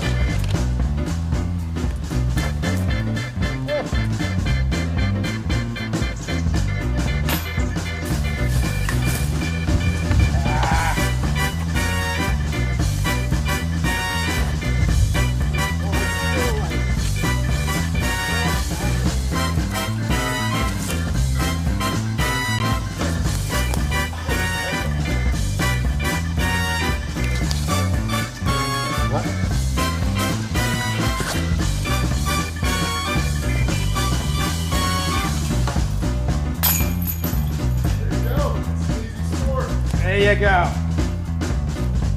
I'm a disc golfer. Woohoo! So he's going to play a round of disc here at Fort Kent. You know, great time. Brought Tim and Kate around, kind of taught them the ropes and how to play disc and the types of discs we use and the type of throws. I was able to meet Rudy today. It's a great, place to meet people.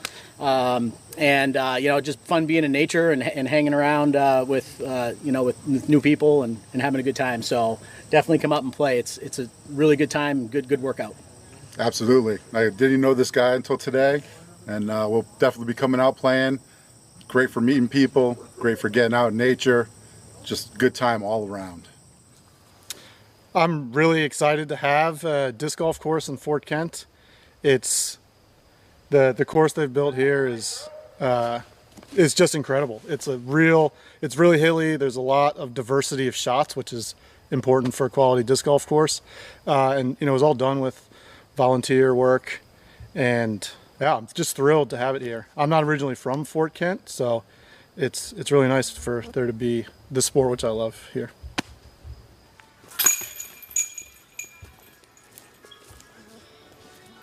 Rudy, you play tomorrow still? Or play another round? All right, so I'm Laura. I'm Melina. And I'm Vanessa. And we just got done disc golfing. It was really good exercise. Working on the forehand. All kinds of techniques. We had a good time. It was really fun. And I'm pretty bad, but... Yeah, I was worse.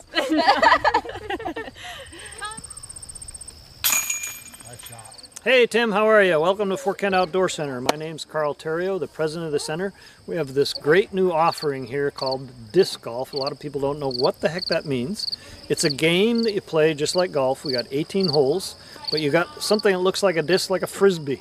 And it's really fun. I've seen lots of families out here. I've seen lots of gals together, bunch of nurses, bunch of guys come out. It's a very social sport. It's a lot of fun.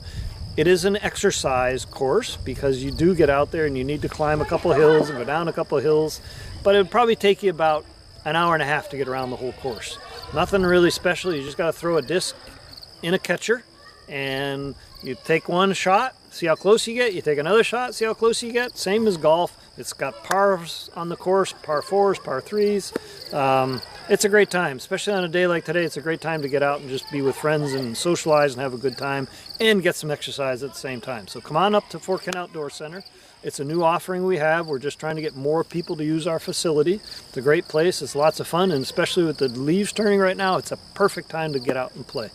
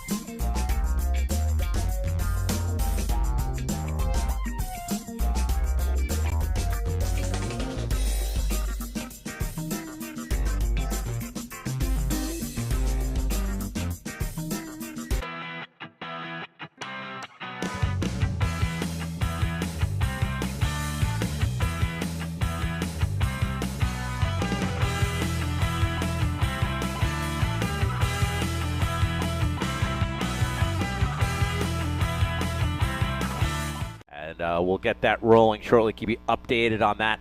But if we can have all athletes, and love to have all friends and spectators come and cheer them on as that awards presentation again taking place at the end of the finish shoot.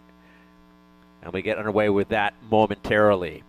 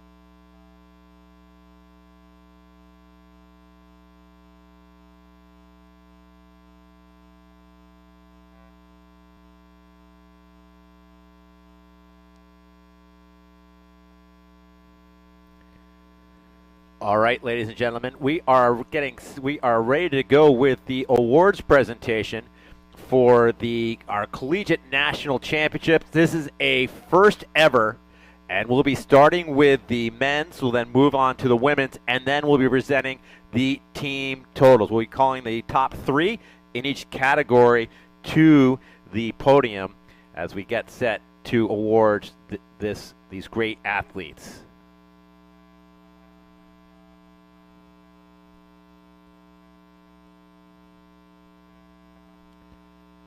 And starting with the collegiate men's, in 3rd place from Paul Smith, it's Diego Schillaci.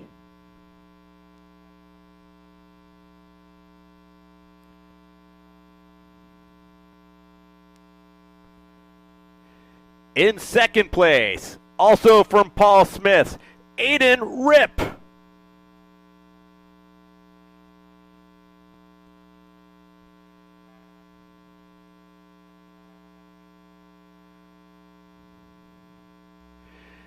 And our national champion, the first collegiate national champion from the University of Vermont, Bjorn Westervelt.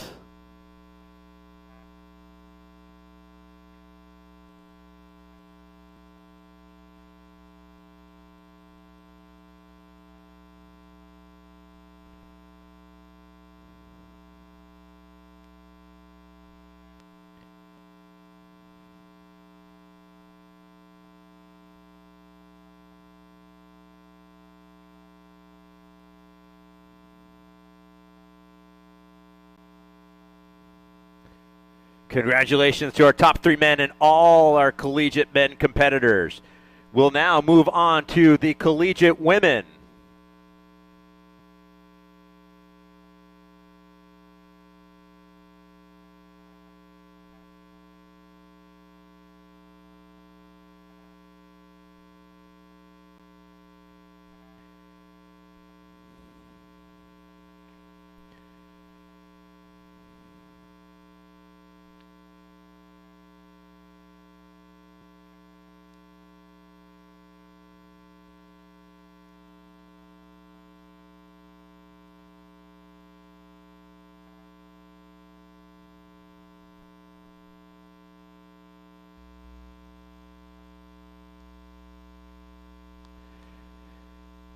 All right, we are set to go to award our top 3 in the collegiate women in today's Biathlon Collegiate National Championships. In 3rd place, from Paul Smith College, Dulcie Tanguay.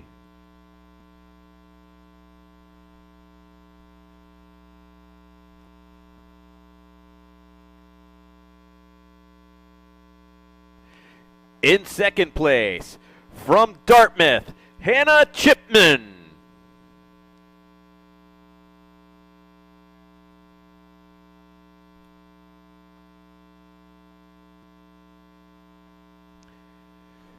And today's National Collegiate Biathlon Champion from St. Michael's College, Grace Castingay.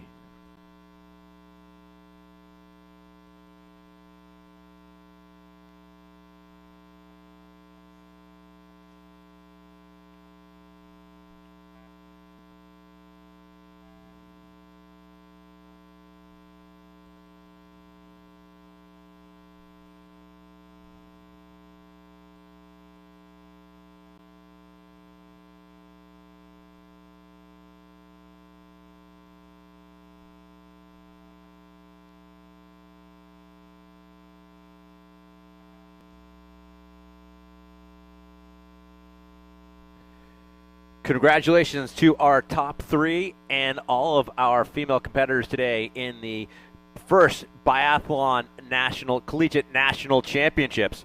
We'll now move on to the team competition. And again, we'll be calling up the top 3 here in this category. Starting in 3rd place, from the University of Maine, Fort Kent.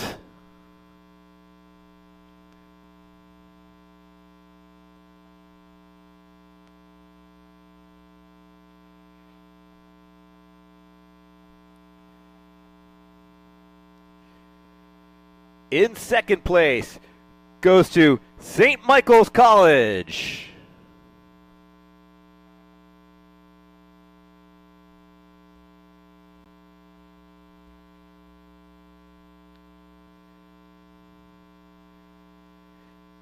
And the 2024 Collegiate National Championship team goes to Paul Smiths.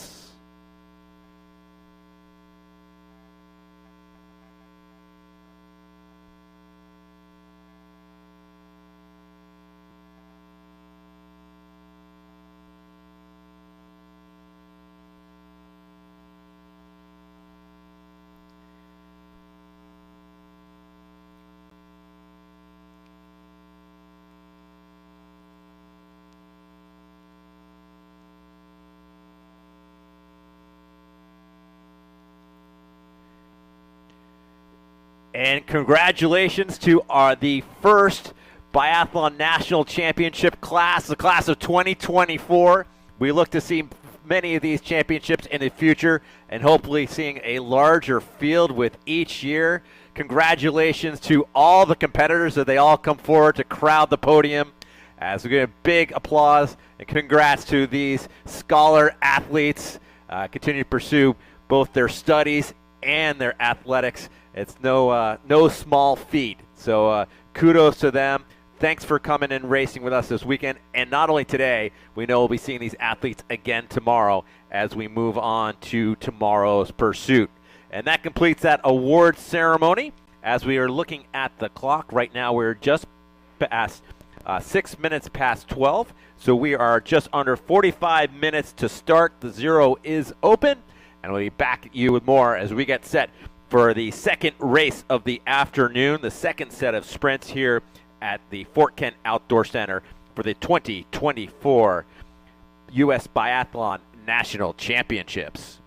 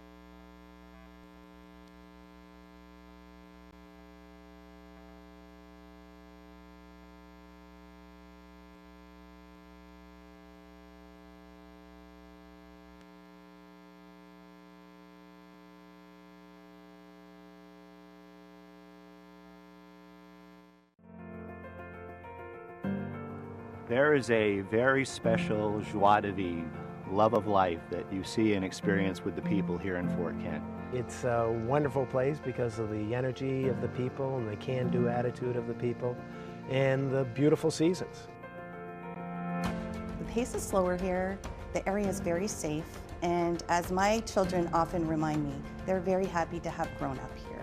Fort Kent has been a place that I've always called home, and when my husband had first come up here for the first time, he said this was the first moment that he knew what the word home meant because of how he felt when he came here.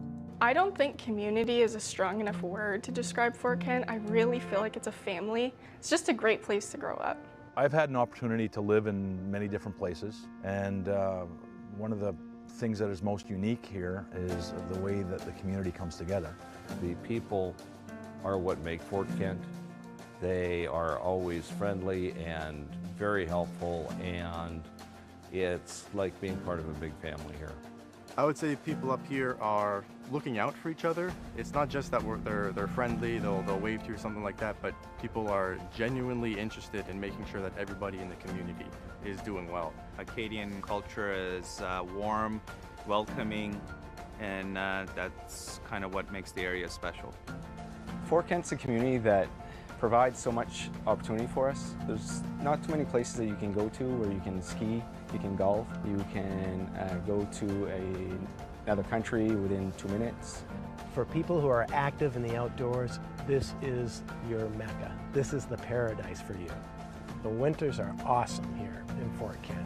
There's lots to do if you find yourself adventurous, whether you do skiing or snowmobiling, the Can-Am dog sled races. There's plenty to find to do in the winter months. Go out skiing all day or snowmobiling all day, and then you go to one of the local bars and have some time to relax and warm up by the fire.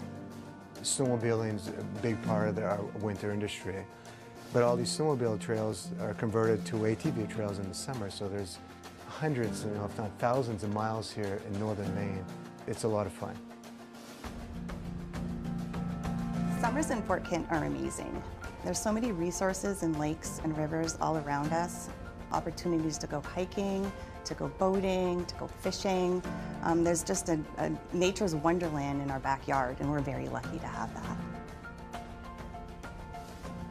My favorite season is actually the fall season, just because of the colors and how things change so drastically from the beautiful summer to the white winter. It's just very vibrant and beautiful. There's a lot to do. The food of that time of the year is a lot of fun to eat as well. The colors up here during that time of the year are just magnificent. And I had somebody describe it to me the other day, saying it was like a kaleidoscope of colors, and it truly is. It's just beautiful. Cherish it while you're a part of it. That's really what it's all about. Fort Kent is a very special place. Great place to grow up, great place to raise a family, great place to run a business. It's everything that you would want. Thanks to the Jalberts, and Phyllis Jalbert in particular, for their support here, the Fort Kent Outdoor Center, providing not only funding for that biathlon residence, where there's 5 bedrooms and only about a mile away from here, and available to 5 full-time athletes. Anyway, just a great opportunity there. But the Jalberts also, with the Jalbert ski program for skiers ages K through 6, providing trail passes, ski rentals, and instructions at no cost. And that taking place a couple times a month throughout the winter from January to March. And then there's the Jalbert Biathlon program for those athletes and aspiring athletes ages 10 and over interested in competing biathlon. And it's run in tandem with the ski program. But however, it is extended throughout the season for additional training opportunities as well as competitions. So amazing support by Phyllis Jalbert, and way that seeing athletes today, so many with Fort Kent connections, and really a lot of that can be thanks to their support here. As again, we're coming up on 12:20, which would put us at 20 minutes left to zero in zeroing, and 30 minutes to the start. So we're about 33 minutes or so from the start. So we get underway with start 2 of the day, when we'll having the U13, U15 boys and girls, along with all of our masters and veteran competitors, heading the trails here at the Fort Kent Outdoor Center for day 1 of the U.S. Biathlon National Championships.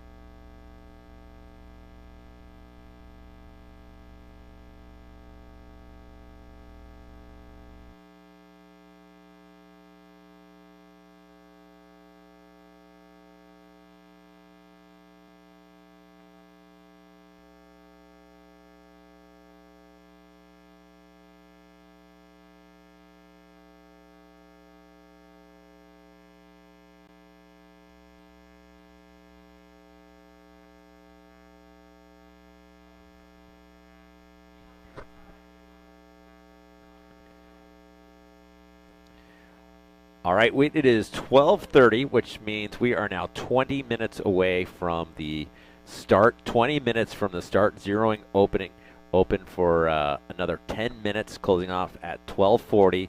Again, at this time, the group is meeting in the parking lot, so best of you hustle. You might be able to catch them for that tour of University of Maine Fort Kent, as well as the Jalbert residence. So that's taking place, again, meeting up in the parking lot. But again, we are now 20 minutes away from the start. That sort of 12:50 start time kind of caught up on me a little bit, in that we'll be going off at 12:50. Again, 30-second intervals. We've got about 30 minutes of starts. So some 60 athletes or so, I believe, looking over our start list. But a big thanks to everybody who's put this together and make this weekend possible. I know anybody out there, athletes, family, coaches, etc. Big thanks to anybody in one of those red vests. Those are our volunteers, and what a great job they do making everything run smoothly. By preparing for weeks to get this together, and early this morning as well to get the stadium laid out after all the snow we got yesterday, and much later into the evening than I think any of us might have had predicted. But, at this time of year, we'll take snow when we get it. Not quite tired of it yet this year with the type of conditions that we've had throughout the winter. But a couple of major people we wanted. Big thanks to our chief of competition, Carl Theriault, as well as his assistant, Charlie Cobb. Charlie now taking that group to down to the college to have a look things over. And to Bill Loader, the chief of timing for the weekend, assisted by the timing and internet video being overseen by Brandon Goding. I'd like to thank Leslie Kelly, the head of range scoring, and then the chief of range is Mike Tangway. And the beautiful layout of the stadium under the vision of Paul Sear, our chief of stadium, while the chief, of course, is Sarah Ashley. And at the start and finish area, big thanks to the chief of start and finish, Paul Kyle. And then lastly, but definitely not least, that penalty loop, Dave Guimond. Thanks to Dave he's in charge of that today. This weekend's event technical delegate is Matt Sebastianski, and then the IR range is Matt Thompson. So the two Matts leading things off, making sure everything is in line.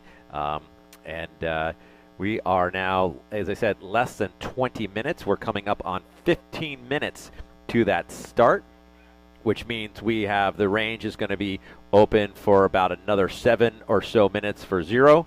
And we'll let you know when that's closed as we get set for race 2 of the day for the U.S. Biathlon National Championships.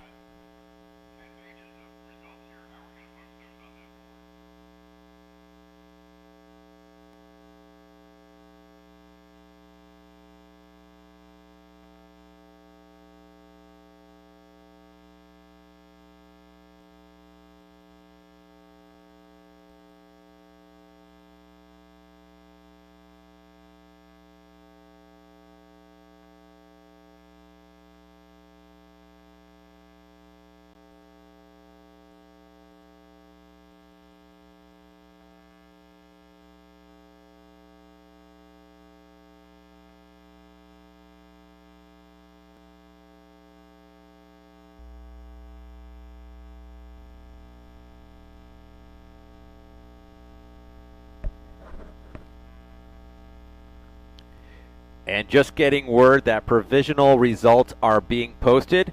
Provisional results are being posted. And the 15-minute protest period starts in about a minute. And we're saying at 12:35. So that will run to 12:50. So run to the start of the next event. The protest period will be live. Again, provisional results are being posted.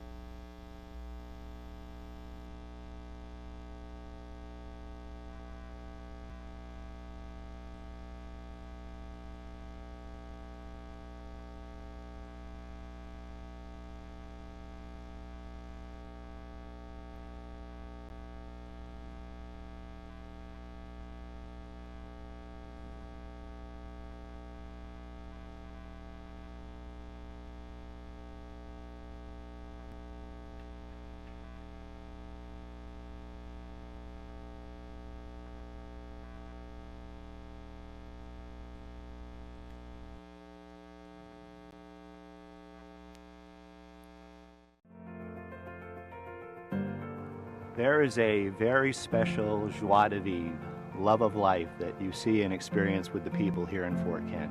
It's a wonderful place because of the energy of the people and the can-do attitude of the people and the beautiful seasons. The pace is slower here, the area is very safe, and as my children often remind me, they're very happy to have grown up here. Fort Kent has been a place that I've always called home, and when my husband had first come up here for the first time, he said this was the first moment that he knew what the word home meant because of how he felt when he came here.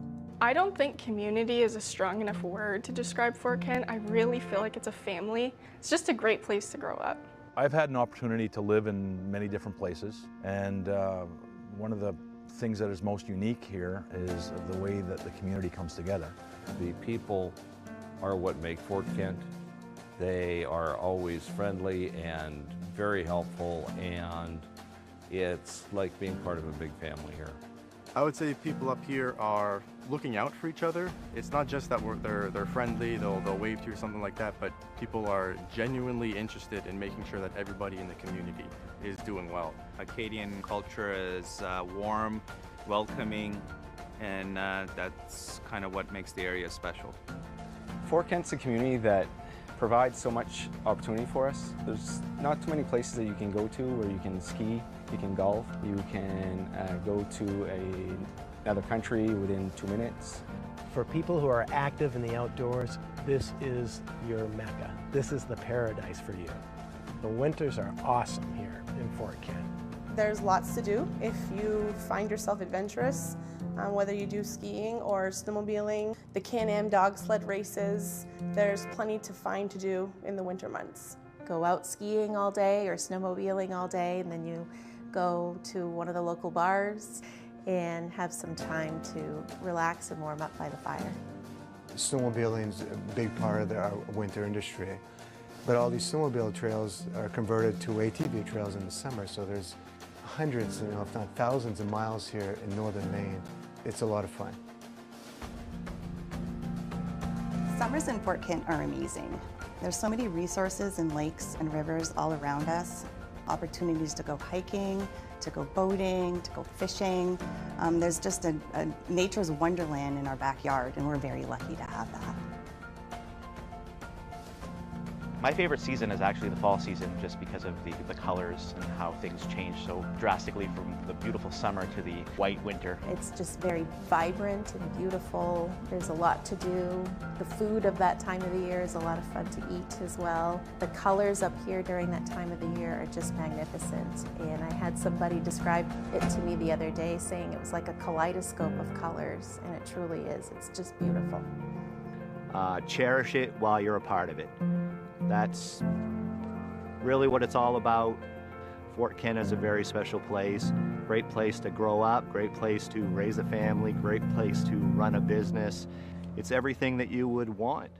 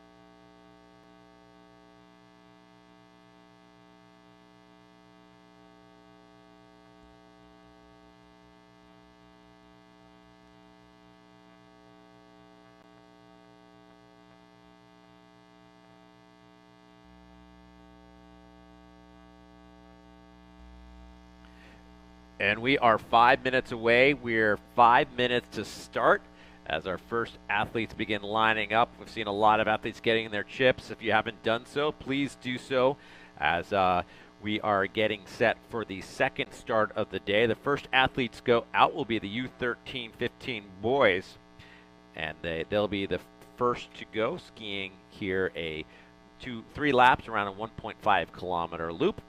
And again, twice in the range, first shooting prone, then standing. And we'll see how they do today here with the winds continue to blow across the range, and certainly was a challenge for the athletes this morning. Definitely rare sighting was that clean shooting, and just sort of some tough conditions. But that's biathlon and Nordic skiing for you. You know, it's never easy. There is always something you're contending with, whether it's wax, it's wind, snow, etc. But looking at the clock, we are coming up on 3 minutes. We're about 3.5 minutes from start.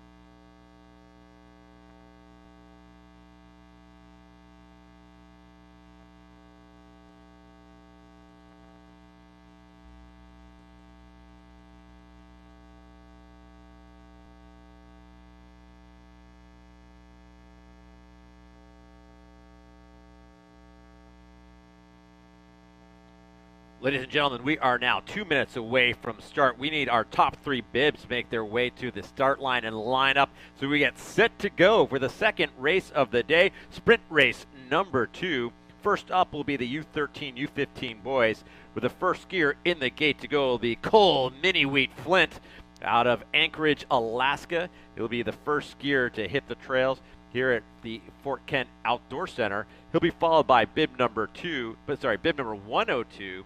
That's Saku Kerr, skier out of Lexington, Massachusetts. And then the third skier out of the start wearing bib number 103 is Zach Skopinich-Burgel, another Massachusetts athlete out of Concord and skiing for the Harvard Sportsman's Club.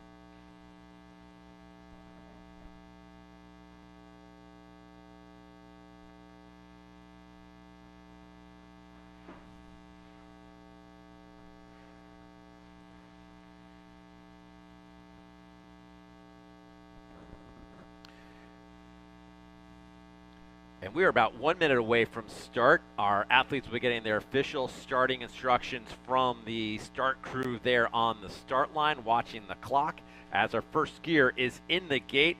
Again, that is bib 101, and that's none other than Cole Flint out of Anchorage, Alaska.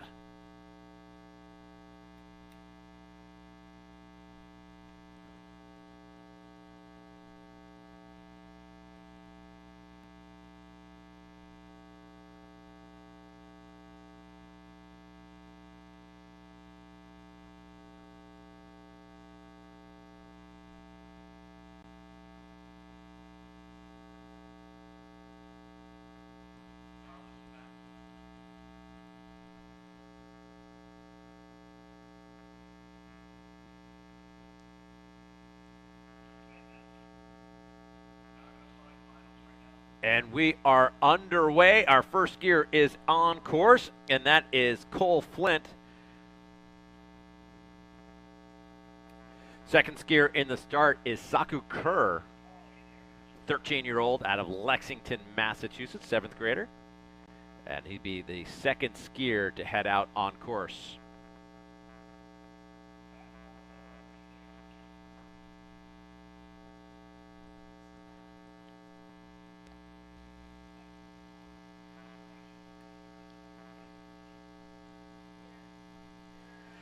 Next skier in the start, wearing bib number 103, is Zach Skopinich-Bergel. Another one, again, we're starting off with the U13-15 boys as Skopinich-Bergel out of Carlisle, Concord, Carlisle area. Wearing the colors of EMXC, and Skopinich-Bergel is on course. Next up will be bib number 104 out of Essex, Vermont, and skiing for the Ethan Allen Biathlon Club is Liam Ville. It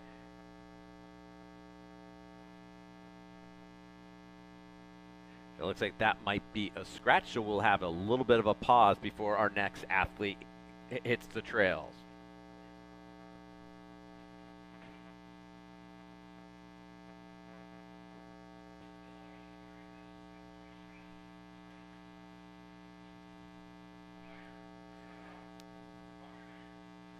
Moving into the start is bib number 105 out of Anchorage, Alaska. It's Lance Smith.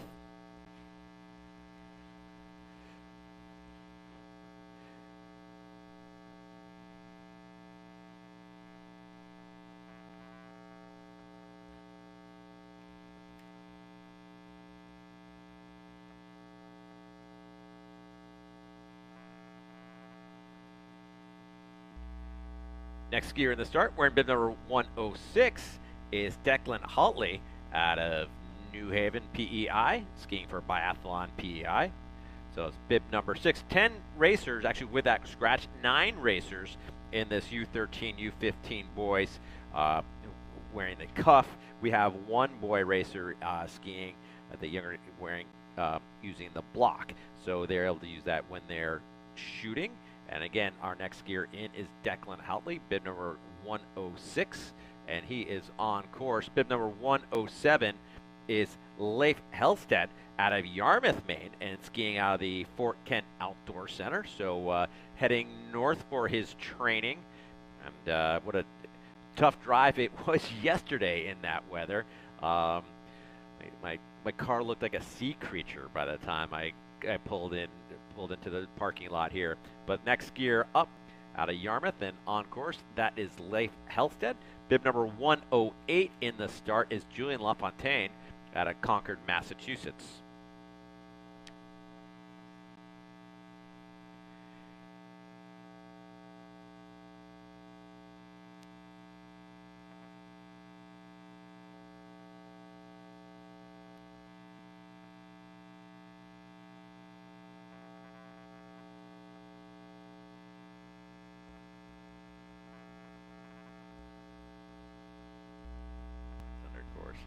Bib number 109 is River Gray out of Lake Placid, skiing for the New York Ski Education Foundation.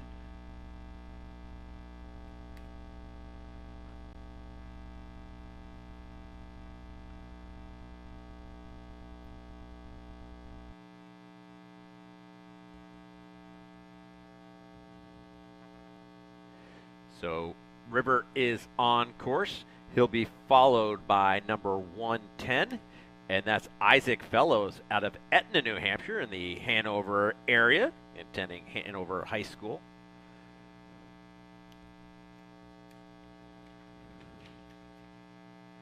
And this is whitewater slalom racing, and I have raced on the Mascoma down there, a big long heritage of paddling in that area in the greater Hanover, Canaan, New Hampshire sector. As bib number 111 will be the next skier to go.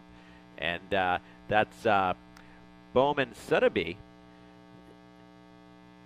Bo out of Kakeshian, Vermont, skiing with the Craftsbury Biathlon Club.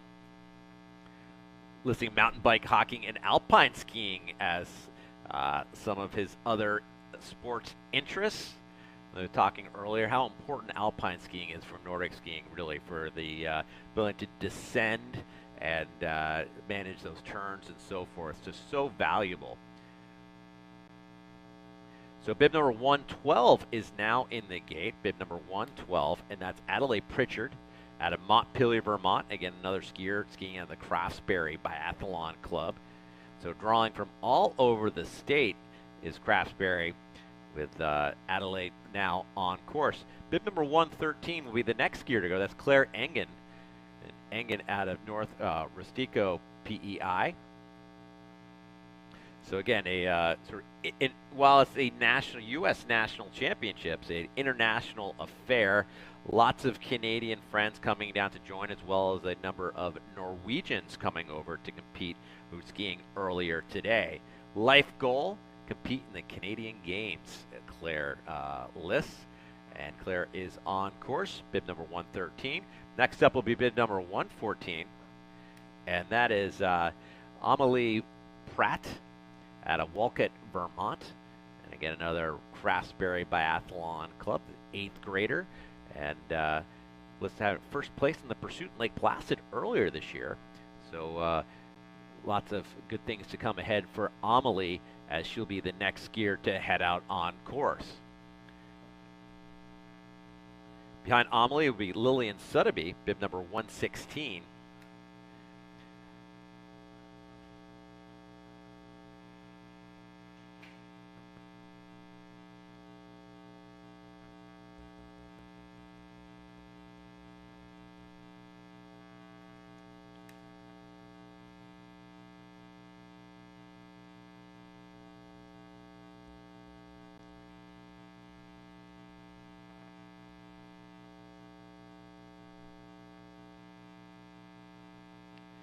Sorry, that is Amelia Tyrone. My mistake, missed getting a little bit ahead of myself. Next up is 116, Lillian Sutterby, skier out of Craftsbury.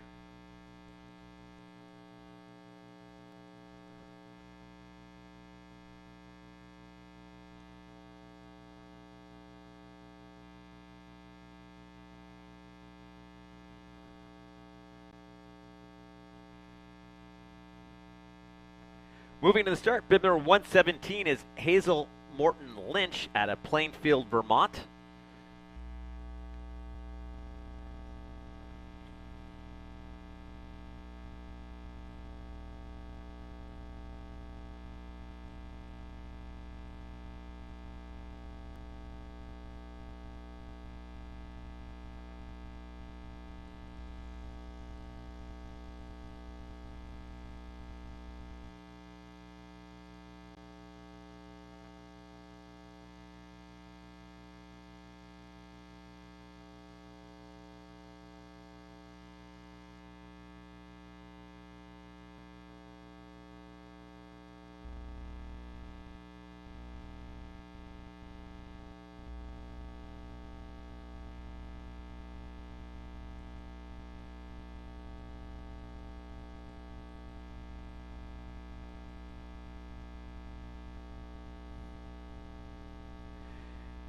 And Elizabeth Cyril's just heading on course. Next up will be bib number 119, Althea Veve out of Cambridge, Vermont, be the next skier to go. A reminder to all athletes looking to have all relay teams entered by 4 o'clock this afternoon at the Hospitality Center in the lodge.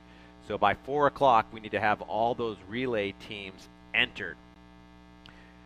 And as Vive sends out number 119, that completes the U13-15 girls cuffs. We move on to the girls competing using the block. Bib number 120 will be out of Anchorage, Alaska. It's Teal Flint, bib number 120.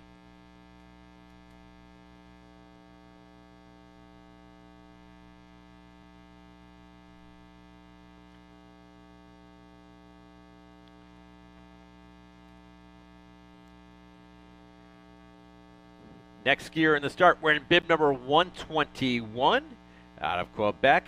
It's Guillaume Bertrand, our lone master skier. He'll be skiing 7.5 kilometers around three times around a 2.5 kilometer loop. And Guillaume is on course. Be followed by number 122 as we move down now onto our senior master men. And Philip Fritz out of Boise, Idaho will be next to go. So Coach Phil in the start, skiing out of the Bogus Basin Biathlon.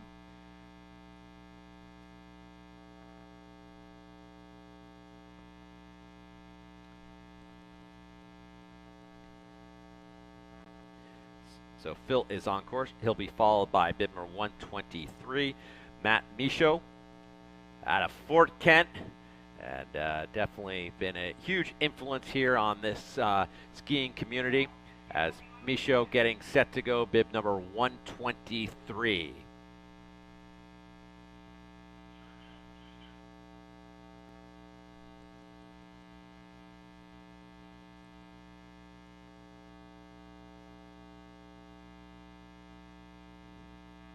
Oh, and Michaud, unfortunate with the pole break right out of the start, looking for an extra pole. Bib number 124 will be going behind, and that's Steven Silverman. Bib number 124. Silverman out of Somerville, Massachusetts.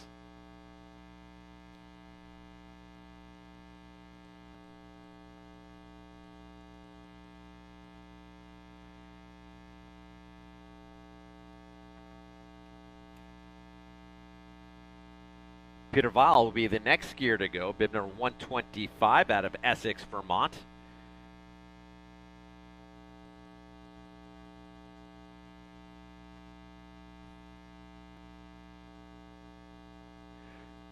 We see our early skiers making their way up the into the stadium. Bib number 115 right out in front here, coming into the range.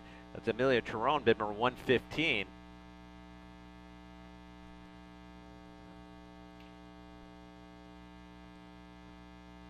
Bib number 126 is in the start, and that is Scott Boutonnet getting set to go. Skier out of Concord, New Hampshire, skiing with the Pemi Biathlon Club.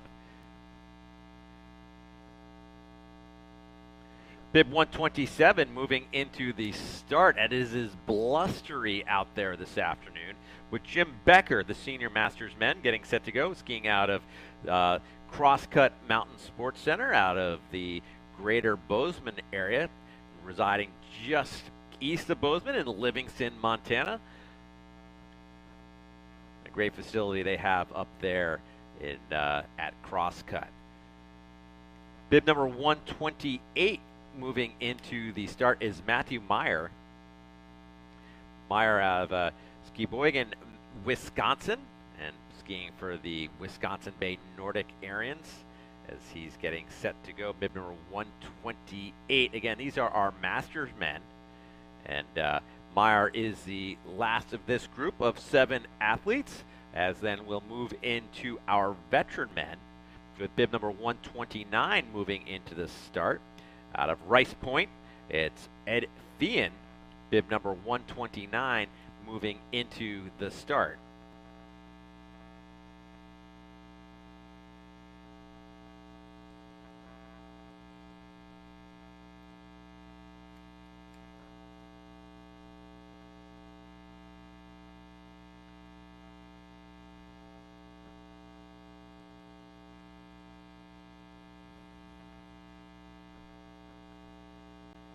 Next skier in the start, wearing bib number 130, is Sean Halligan out of Wilton, New York, skiing for the Saratoga Biathlon Club.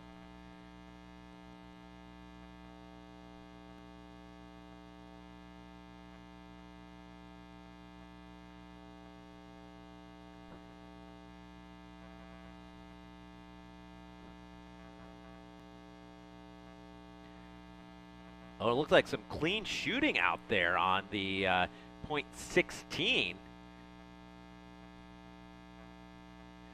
So our athletes are coming in. We still have some starters. We've got some lappers, some skiers in the range.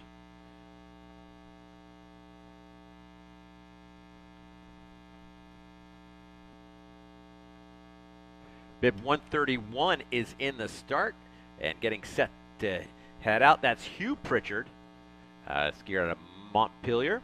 Vermont, and it'll be followed by bib number 132 out of Intervale, New Hampshire. And skiing for the Great Glen Trails and Saratoga Biathlon, Eli Walker.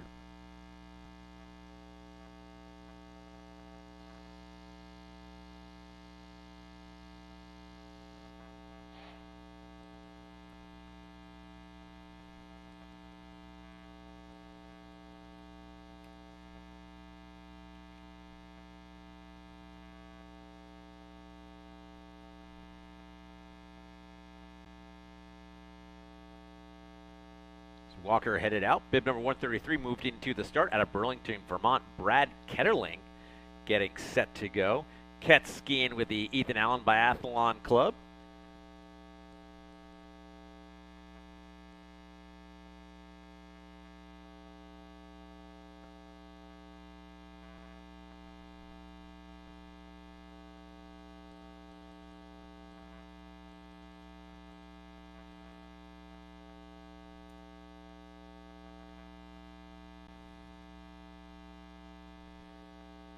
Paul Chiron moving into the start, bib number 134 out of Underhill, Vermont, just down the road from Fort Ethan Allen, training with the Ethan Allen Biathlon Club.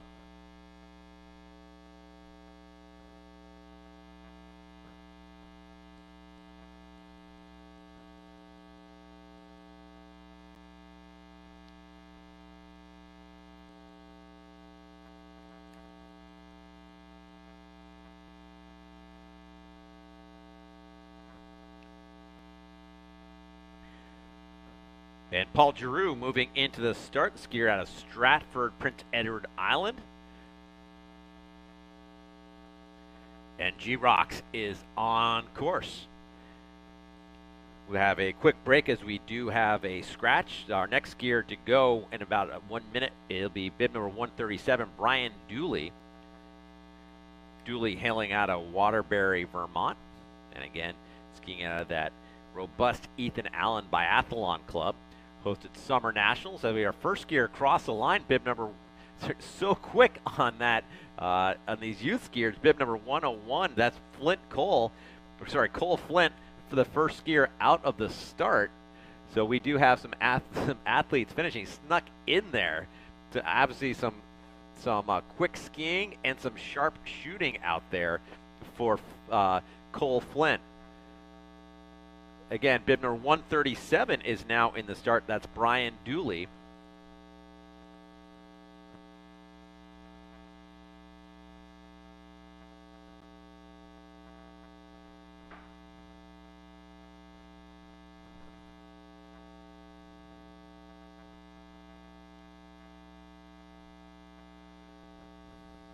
We now move into our next category, our senior veteran men. Bib number 138 will be the next skier to go.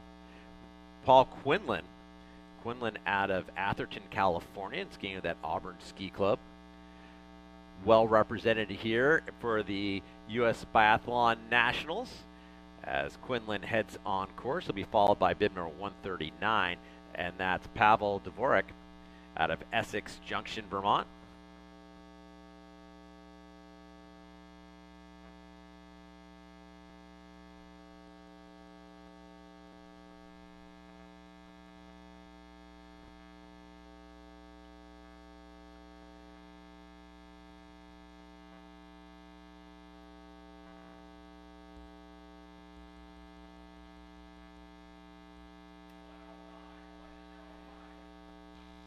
We've got another finisher here, bib number 105, Lance Smith, skier from Anchorage, Alaska, coming to the line. And bib number 140, Kirk Siegel, is in the start, bib number 140. Skiing, hailing out of Bethel, Maine, and skiing for the Bethel Outing Club. And Siegel is on course. He's followed by bib number 141, be the next skier in the start. And that's Rick McGuire out of Redmond, Washington, skiing for the Washington Biathlon Association. But a fellow Catamount, a University of Vermont graduate.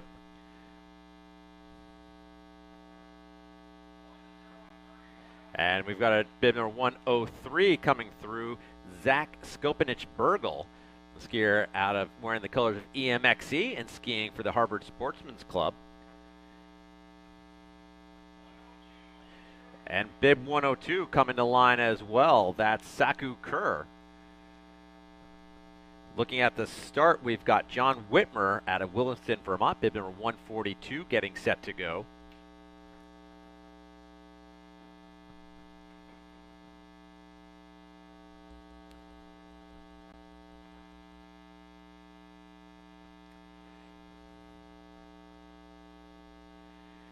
And we have Greg Pattison, otherwise known as the Legend, getting set to go in the start out of Neenah, Wisconsin.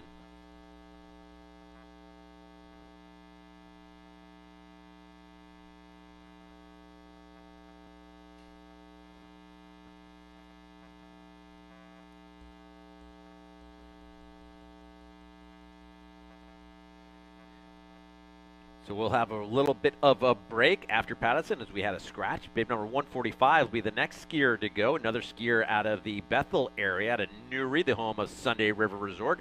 Fred Call will be the next skier to go. Bib number 145.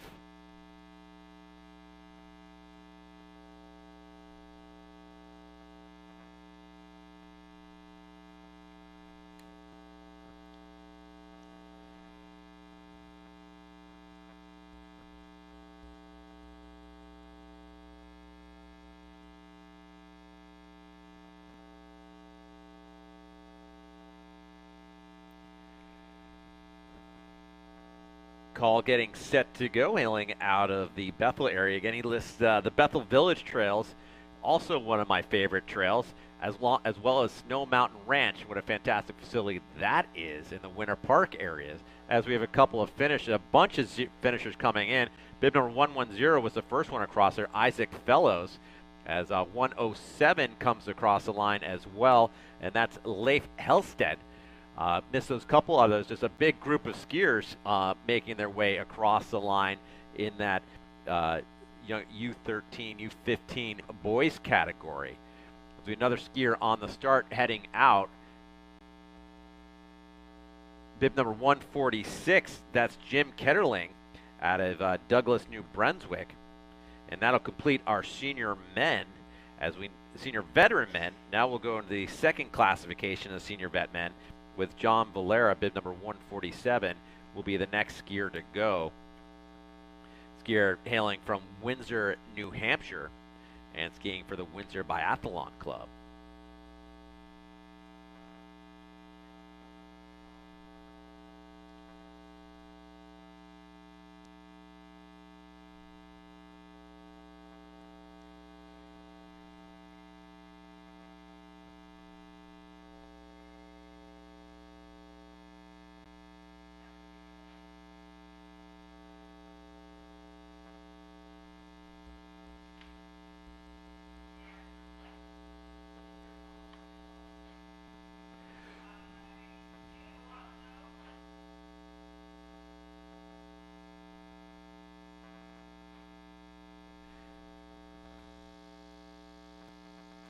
And that was bib number 148 just heading out. That was Lily Osteen out of Lafayette, Indiana. Bib number 149 will be next. Hillary Becker out of Livingston, Montana, skiing out of Crosscut. As bib number 111 coming to the finish line. And across, that's Bowman Sadaby, skier Bo out of Vermont, and skiing for and wearing the colors of Craftsbury. Bib 112 now coming to the line. Bib 112, let's hear it up for Adele Pritchard. And bib number 150 is now in the start. Bib number 150, that's Meredith Carpenter out of Lake Luzerne, New York, and skiing for the Saratoga Biathlon Club. Bib 151 will be the next skier to go out of Randolph, New Hampshire. Skiing for Pemi Biathlon is Susan Thompson, bib number 151, next to go.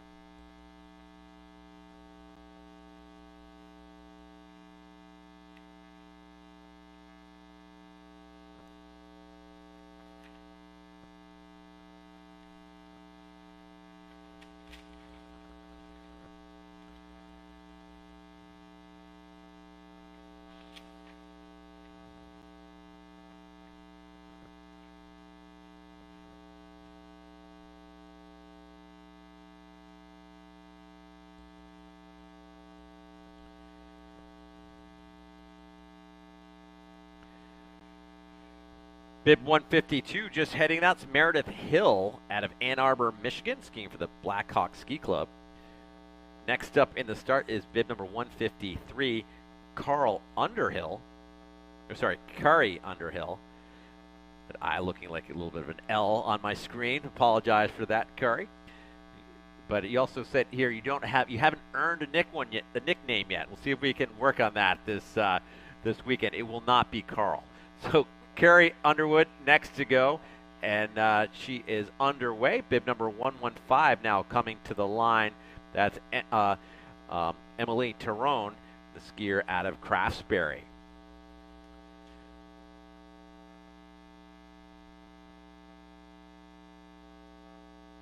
Bib 154 now in the start. That's Christine Dillon out of Underhill, Vermont.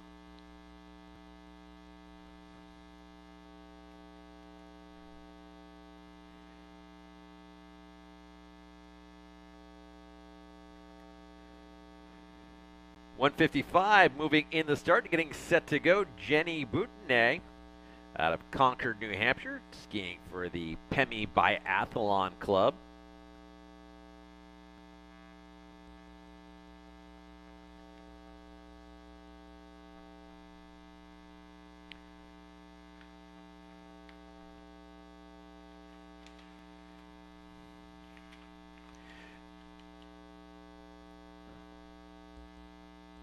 And we're down to our final three starters. Next to go will be number 156, S.J. Shepard. As Shepard gets set to go, we have a skier coming to the finish line. Let's give it up for Claire Engen. The Biathlon PEI skier is across the line. And Shepard is on course. Next up will be Shannon Valera, bib number 157. Valera out of Windsor, New Hampshire.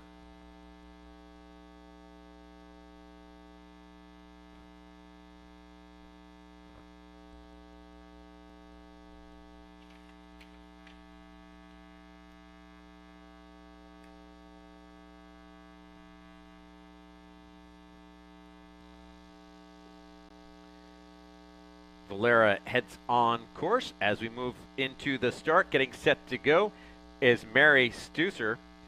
Our final start of the afternoon and the day. The skier out of Madison, Wisconsin, and skiing for the Blackhawk Ski Club. Will be the final skier to hit the trails here out of the start. And ladies and gentlemen, that completes the starting sequence. We have all racers for the afternoon are out on course. We've got skiers in pretty much every part of the course, including the penalty loop. I was going to say except the penalty loop, but unfortunately, we've got a skier in there now. So again, athletes move into the penalty loop based on their shooting. And so for every missed shot in the range, they have to do a matching loop. So obviously, some accurate shooting goes a long way in this sport. And but really the best thing is to be able to balance your skiing fast, keeping that heart rate down, and being nice and relaxed by the time you get into the range. So you hit all those marks, and you just keep going straight out of the range and try to avoid that penalty lap. So we've got another skier coming in here wearing the colors of Craftsbury, bib number 116, Lillian Suddaby. Suddaby across the line, 14-year-old out of Caucasian, Vermont. So a big range in ages and athletes here today. I think our youngest skiers in that U13 category, and all the way up to I'd say 60+ young for those skiers. As bib number 117 is now the next skier, Hazel Morton Lynch.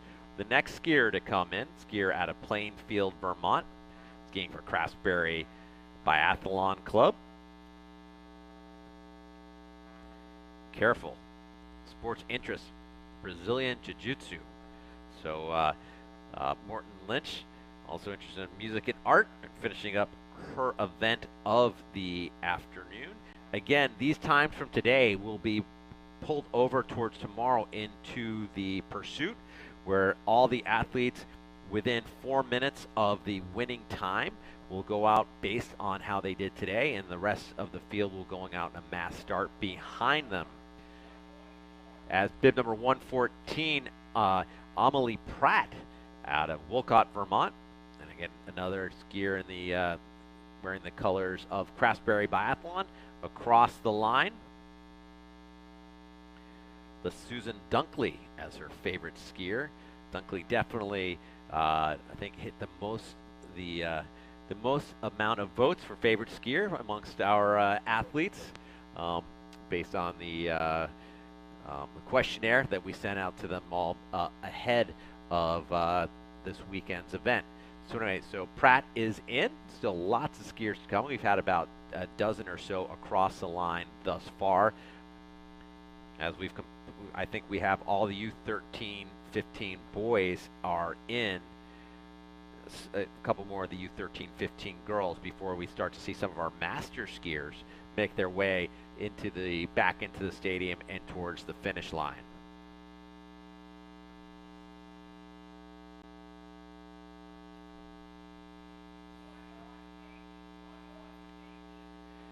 Bib 118 coming to the finish line. Bib number 118 is Elizabeth Searles out of Hyde Park, Vermont. And as I mentioned earlier, all awards are going to be tomorrow evening at the banquet, when there also will be a silent auction and just a ton of great items for you to bid on, including a pair of signed gloves from Jessie Diggins. I have to believe that might be the most popular of the items on there, though debatably so. There's a pair of Swix line jeans in there. So based on the sizing, that too could be a very hot commodity. There's also a waxing iron set, a wax table, and a ton of swag from our national teams to be had. Again, that's tomorrow night at the banquet, so be sure to, I don't know, are we accepting Venmo, checks? What's the form of payment? Any and all the above?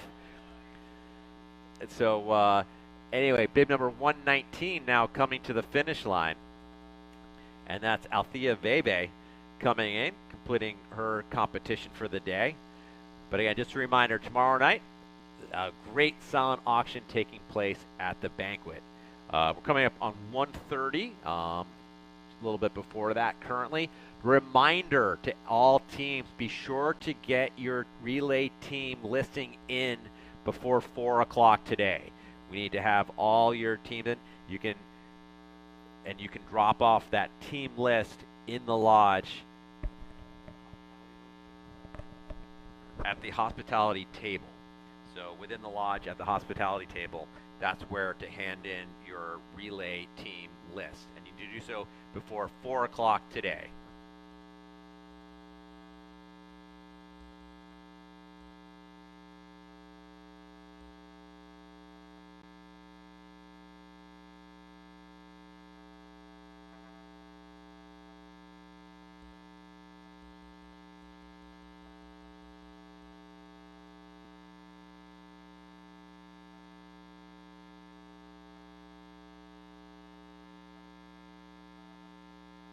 And I think I have this right. I'll be corrected if not. So again, everything official out of here.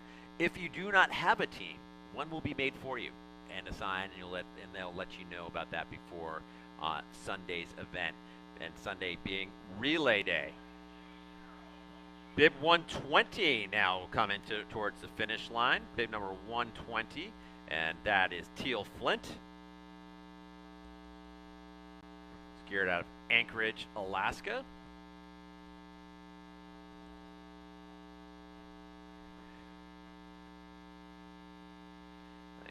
Alaska, great facility they have there at the Kincaid Park.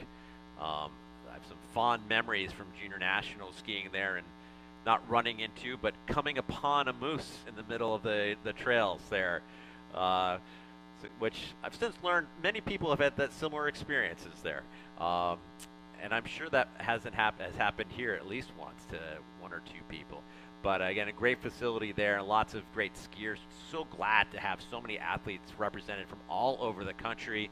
You know, we've got Alaska, we've got Florida, we've got California, and then pretty much every state in New England, minus those southern friends of Connecticut and Rhode Island. Not skiing hotbeds, but having been a skier from Connecticut, I was like the lone Connecticut kid for a number of years in Nordic races. At bib number 153, coming through just in front of the timing zone, that is Carrie Underhill as she makes her way in towards the range as we look to welcome in more of our racers. Again, everybody going off at 30-second intervals, so it's going to come down to the clock at the end. Unlike tomorrow, we'll have a very clear idea of what's going on with the race because it's a pursuit format where essentially first skier across the line is our winner. And we'll keep track of the field as they make their way through the range and back out on the trails. But today is the sprint, day one of the U.S. Biathlon National Championships. Again, tomorrow this moves into the sprint. And then we finish things off on Sunday when we'll be hosting the relay, which should be a very fun event, mixing some of the age groups and within the various categories in their respective groups. So we've got 3 groupings of starts of the day on Sunday. As I pull up my official schedule here for Sunday, so we will be having that first group of the youth 13, 15, and 17 Devo group together at 9:30. 10:15 will be the IBU women, and then at 10:18 the IBU men will start, and then the Masters class will be going off at 11, which will bring the 2024 U.S. Biathlon National Championships to conclusion, and we'll be having an awards presentation there for the relay at once results have been posted and finalized. So right now we are on course with got many of our master skiers to come. Looks like we've had most of, I think, of our junior U13, 15 skiers have finished up, as those skiers only skiing 4.5K or so, whereas the masters men will be skiing 7.5, and then the rest of the masters and vet skiers skiing 6 kilometers. So just be a little bit before we start to see some of those finishers, and I'll let you know who they are as we get set to finish up day 2 of competition here at the Fort Kent Outdoor Center for the U.S. Biathlon National Championships.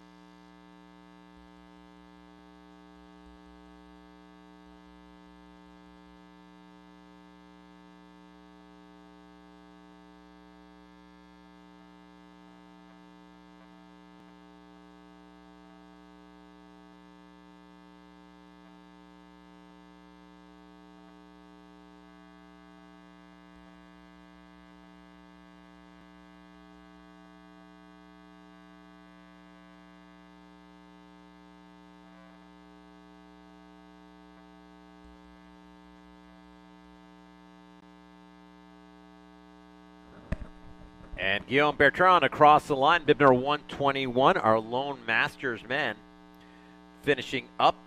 So we are now have our master skiers beginning to make their way in towards the finish. Guillaume skiing the longest of the furthest rather of the skiers in the second start, skiing 7.5 kilometers. So he is in. So now we'll keep an eye out for the rest of that masters field.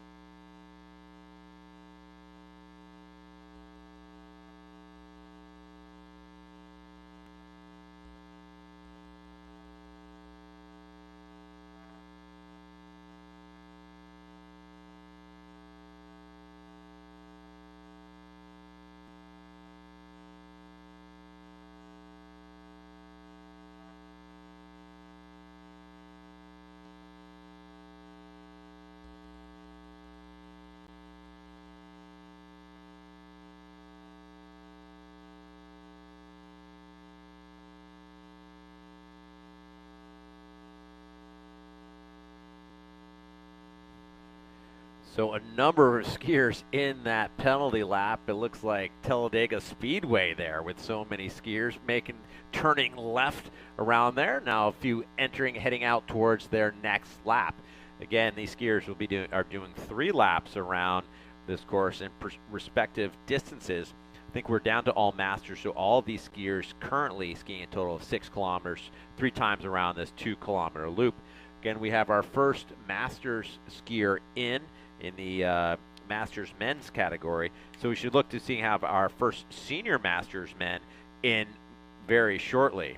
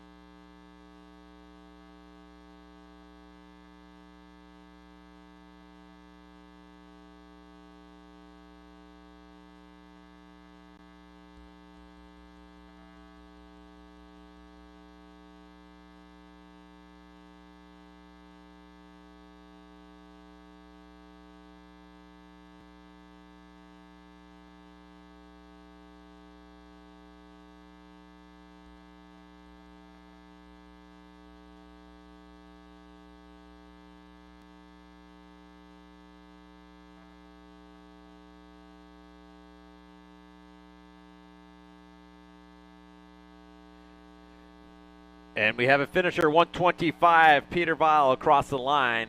That's our first senior masters men. Again, though, it's against the clock.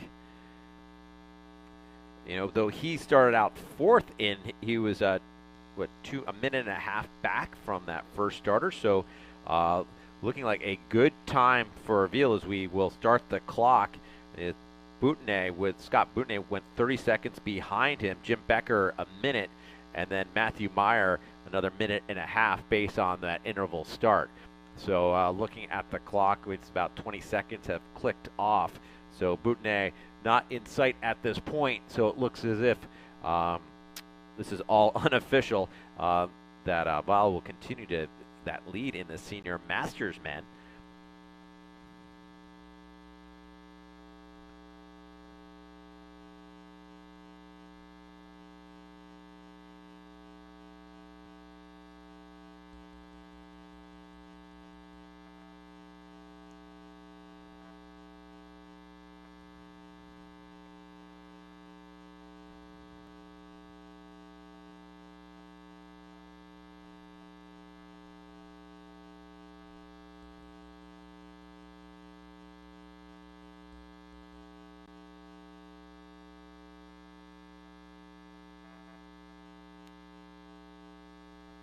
And let's give it up for Matt Michaud coming in across the line. Michaud with the unfortunate break of a pole out of the start, but fighting hard back into the race as he's second across the line, though that broken pole definitely costly as Peter Weil starting a minute behind him, and then having gone out and then having to try to make up that time and some.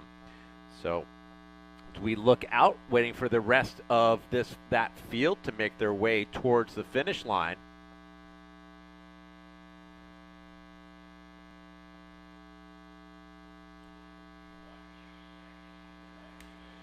And here comes Scott Boutonnet. Scooty Scoot Toots, as it says here, is his nickname. Not sure who filled out his bio. But anyway, Boutonnet is across the line. And so we have 3 skiers in. And again, there are 7 skiers in this class.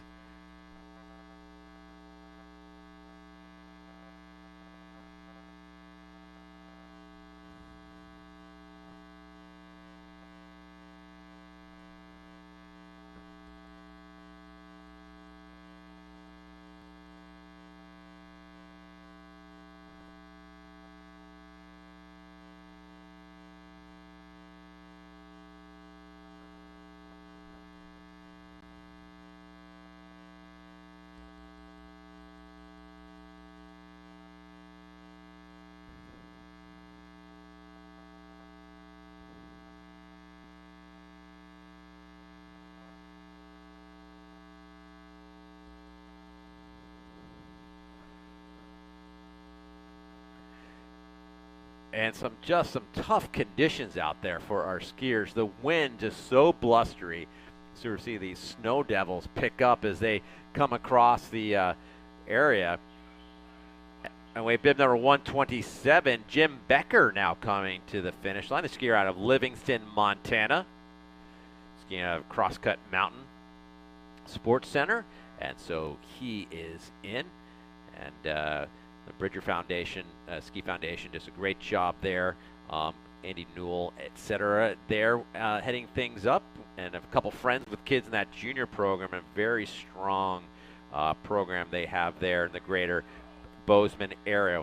Bib number 130, next skier, Sean Halligan with 138, or is that, and 131 here behind him, 131, and that's Hugh Pritchard across the line.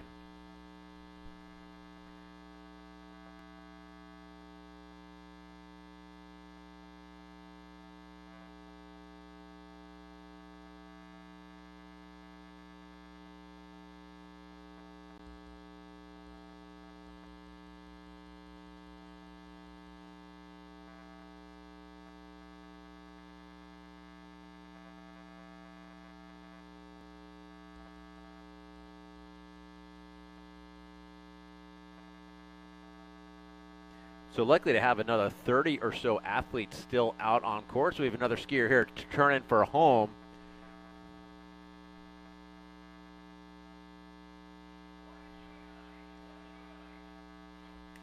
And Edward Feehan, bib number 129, bringing his race to a close.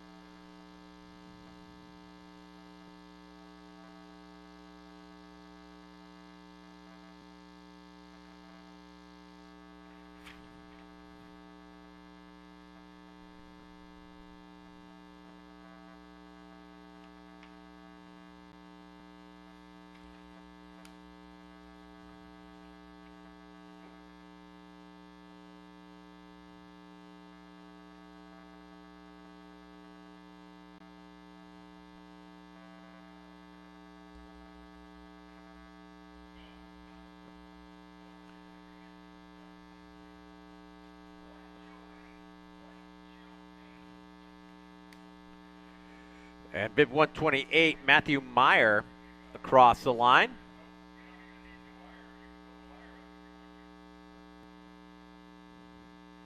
Skier out of Sheboygan, Wisconsin. He said been super lucky to have natural and man-made snow to train on regularly.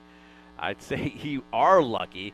So few of us had those opportunities this winter. And, here in Maine, we've got a couple of locations where between here and the Quarry Road area where there's generally some consistent snow with having had some snowmaking there. And we look to the east, there's, we've got places like Craftsbury, Holderness, and Lake Placid as well. As Eli Walker comes in, skier at Intervale, New Hampshire, and then Sleepy Hollow as well in the greater Burlington area. So it's great to have, we should have some more of these locations for training where there's the man-made snow as well as, the Boston ski track, but so challenging down there with the warm weather, even with man-made snow these days. Just the swings in temperature, it's so much more resilient to rain, but when we're looking at like 40-degree weather or 50-degree weather and inches of rain, it is tough.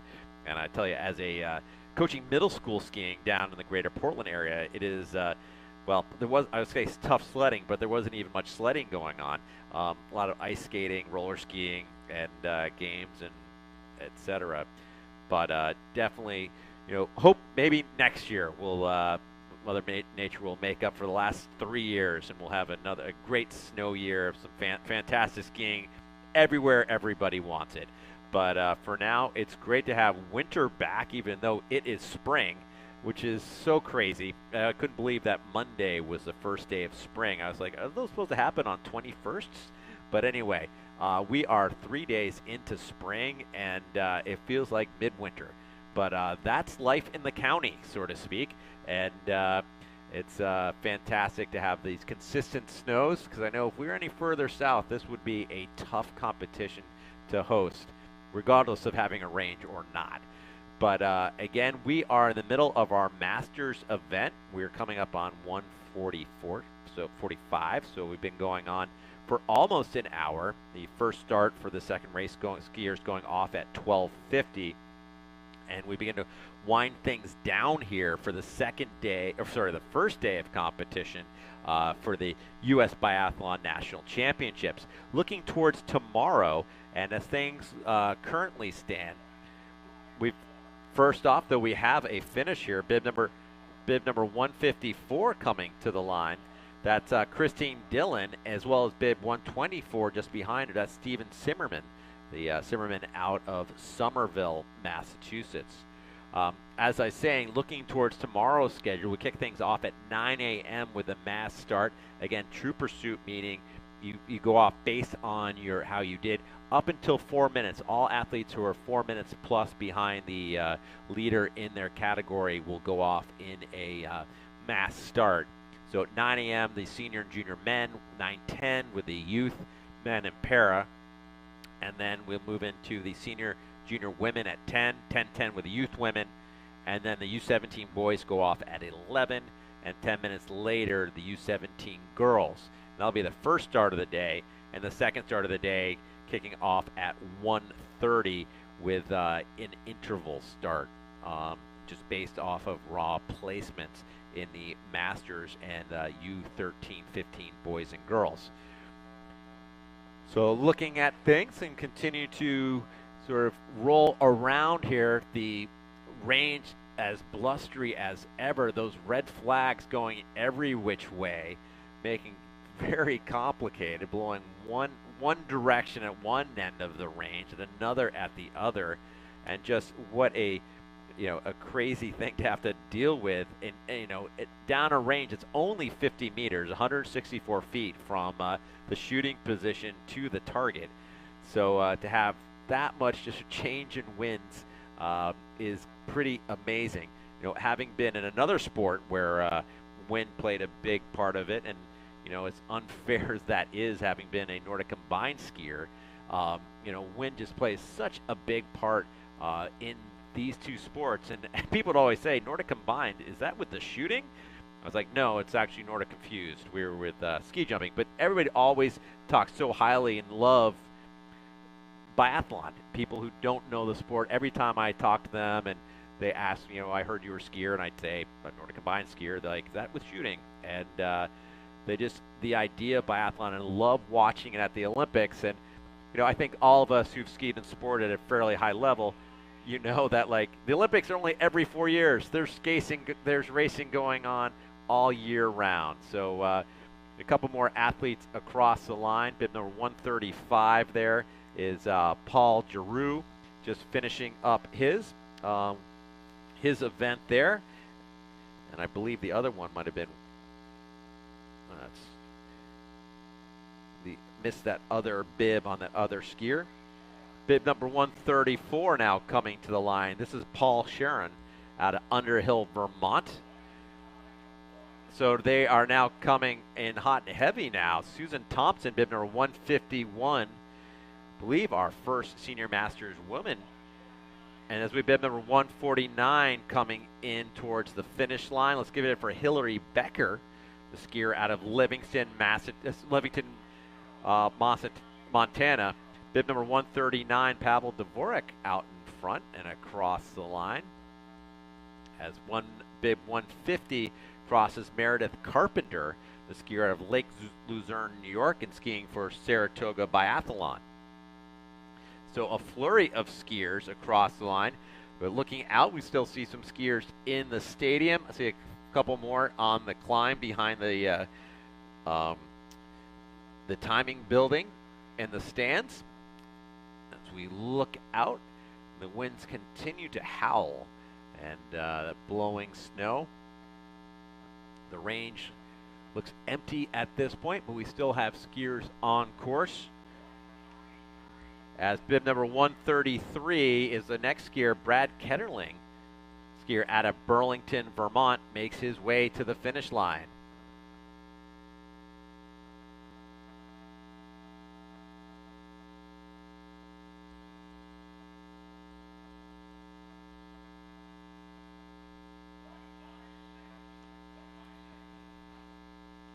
Bib 156 streaming to the line, S.J. Shepard. Says a little known fact about S.J., private pilot. Bib number 122 with the next skier to the line. So this is Philip Fritz, Coach Phil to the line.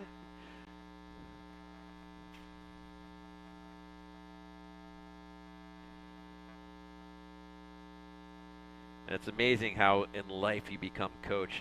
Having coached for almost 10 years in the greater Portland area, I'm definitely known around town as Coach Mike or Annalise or Maribel's dad.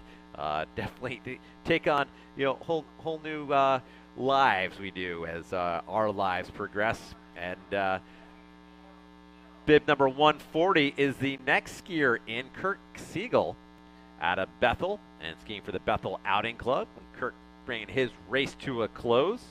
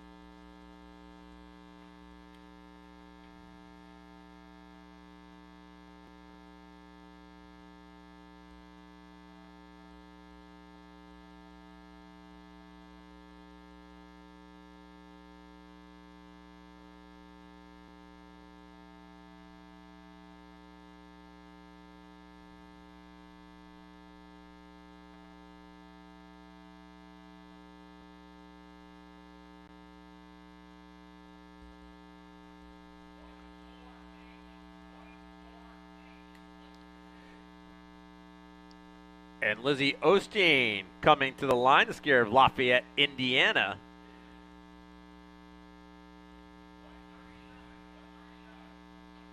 Bib 137 is Duels Brian Dooley, skier out of Waterbury, Vermont.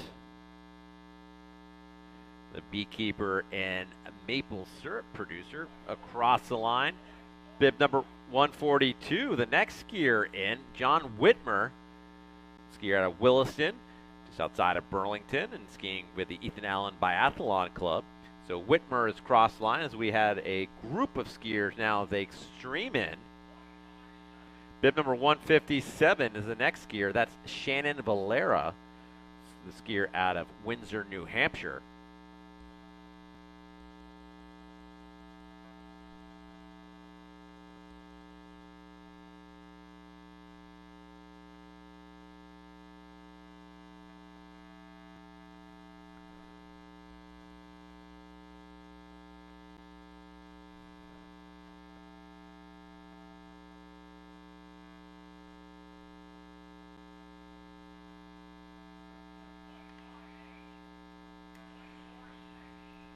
.158, Mary Stusser coming in.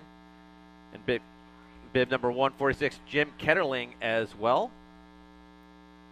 As bib number 138 is the next skier headed to the finish line, Paul Quinlan. That skier out of Atherton, California, bringing his race to a close as we start to closing things down for day one of competition here at the Fort Kent Outdoor Center for the 2024 U.S. Biathlon National Championships.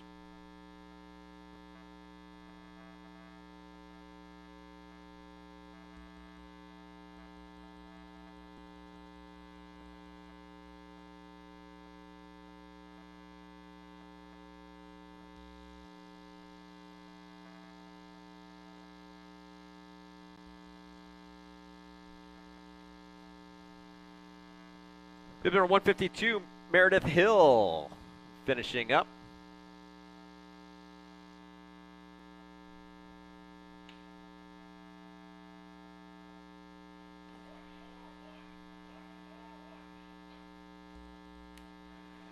Rick McGuire headed to the line.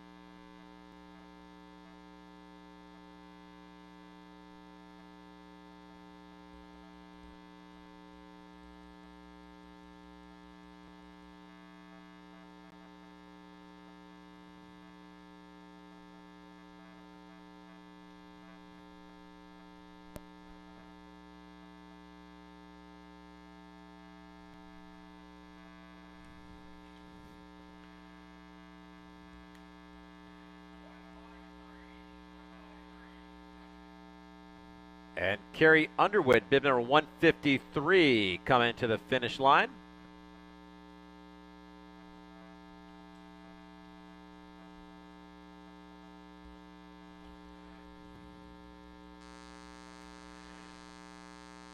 And let's give it up for John Valera, bib number 147.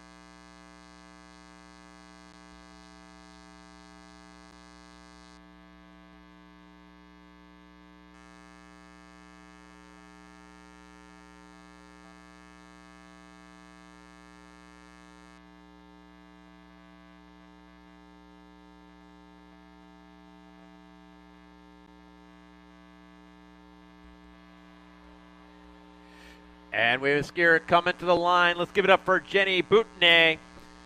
Bib number 155, the skier out of Concord, New Hampshire in the PEMI Biathlon, the high school biology teacher. And she's bringing her race to a close. And with that, we have closed out day one of competition for the 2024 U.S. Biathlon National Championships here at the Fort Kent Outdoor Center. So that concludes racing for today, but lots more still to come this weekend. Tomorrow we get set to go with the pursuit format, kicking off at first races at 9 a.m. And then again on Sunday we conclude the championships with the relay. Speaking of the relay, it is 2 o'clock. Teams have 2 hours in which to turn in their relay teams at the hospitality table within the lodge. So get those teams together and get those turned in. They need to be in by 4 o'clock today at the hospitality table that's located inside the lodge. So that does it for racing today. I'm Mike Collin. It's been a pleasure being with you today. I'll be here all weekend as we continue to roll things on here at the Fort Kent Outdoor Center for the 2024 U.S. Biathlon National Championships.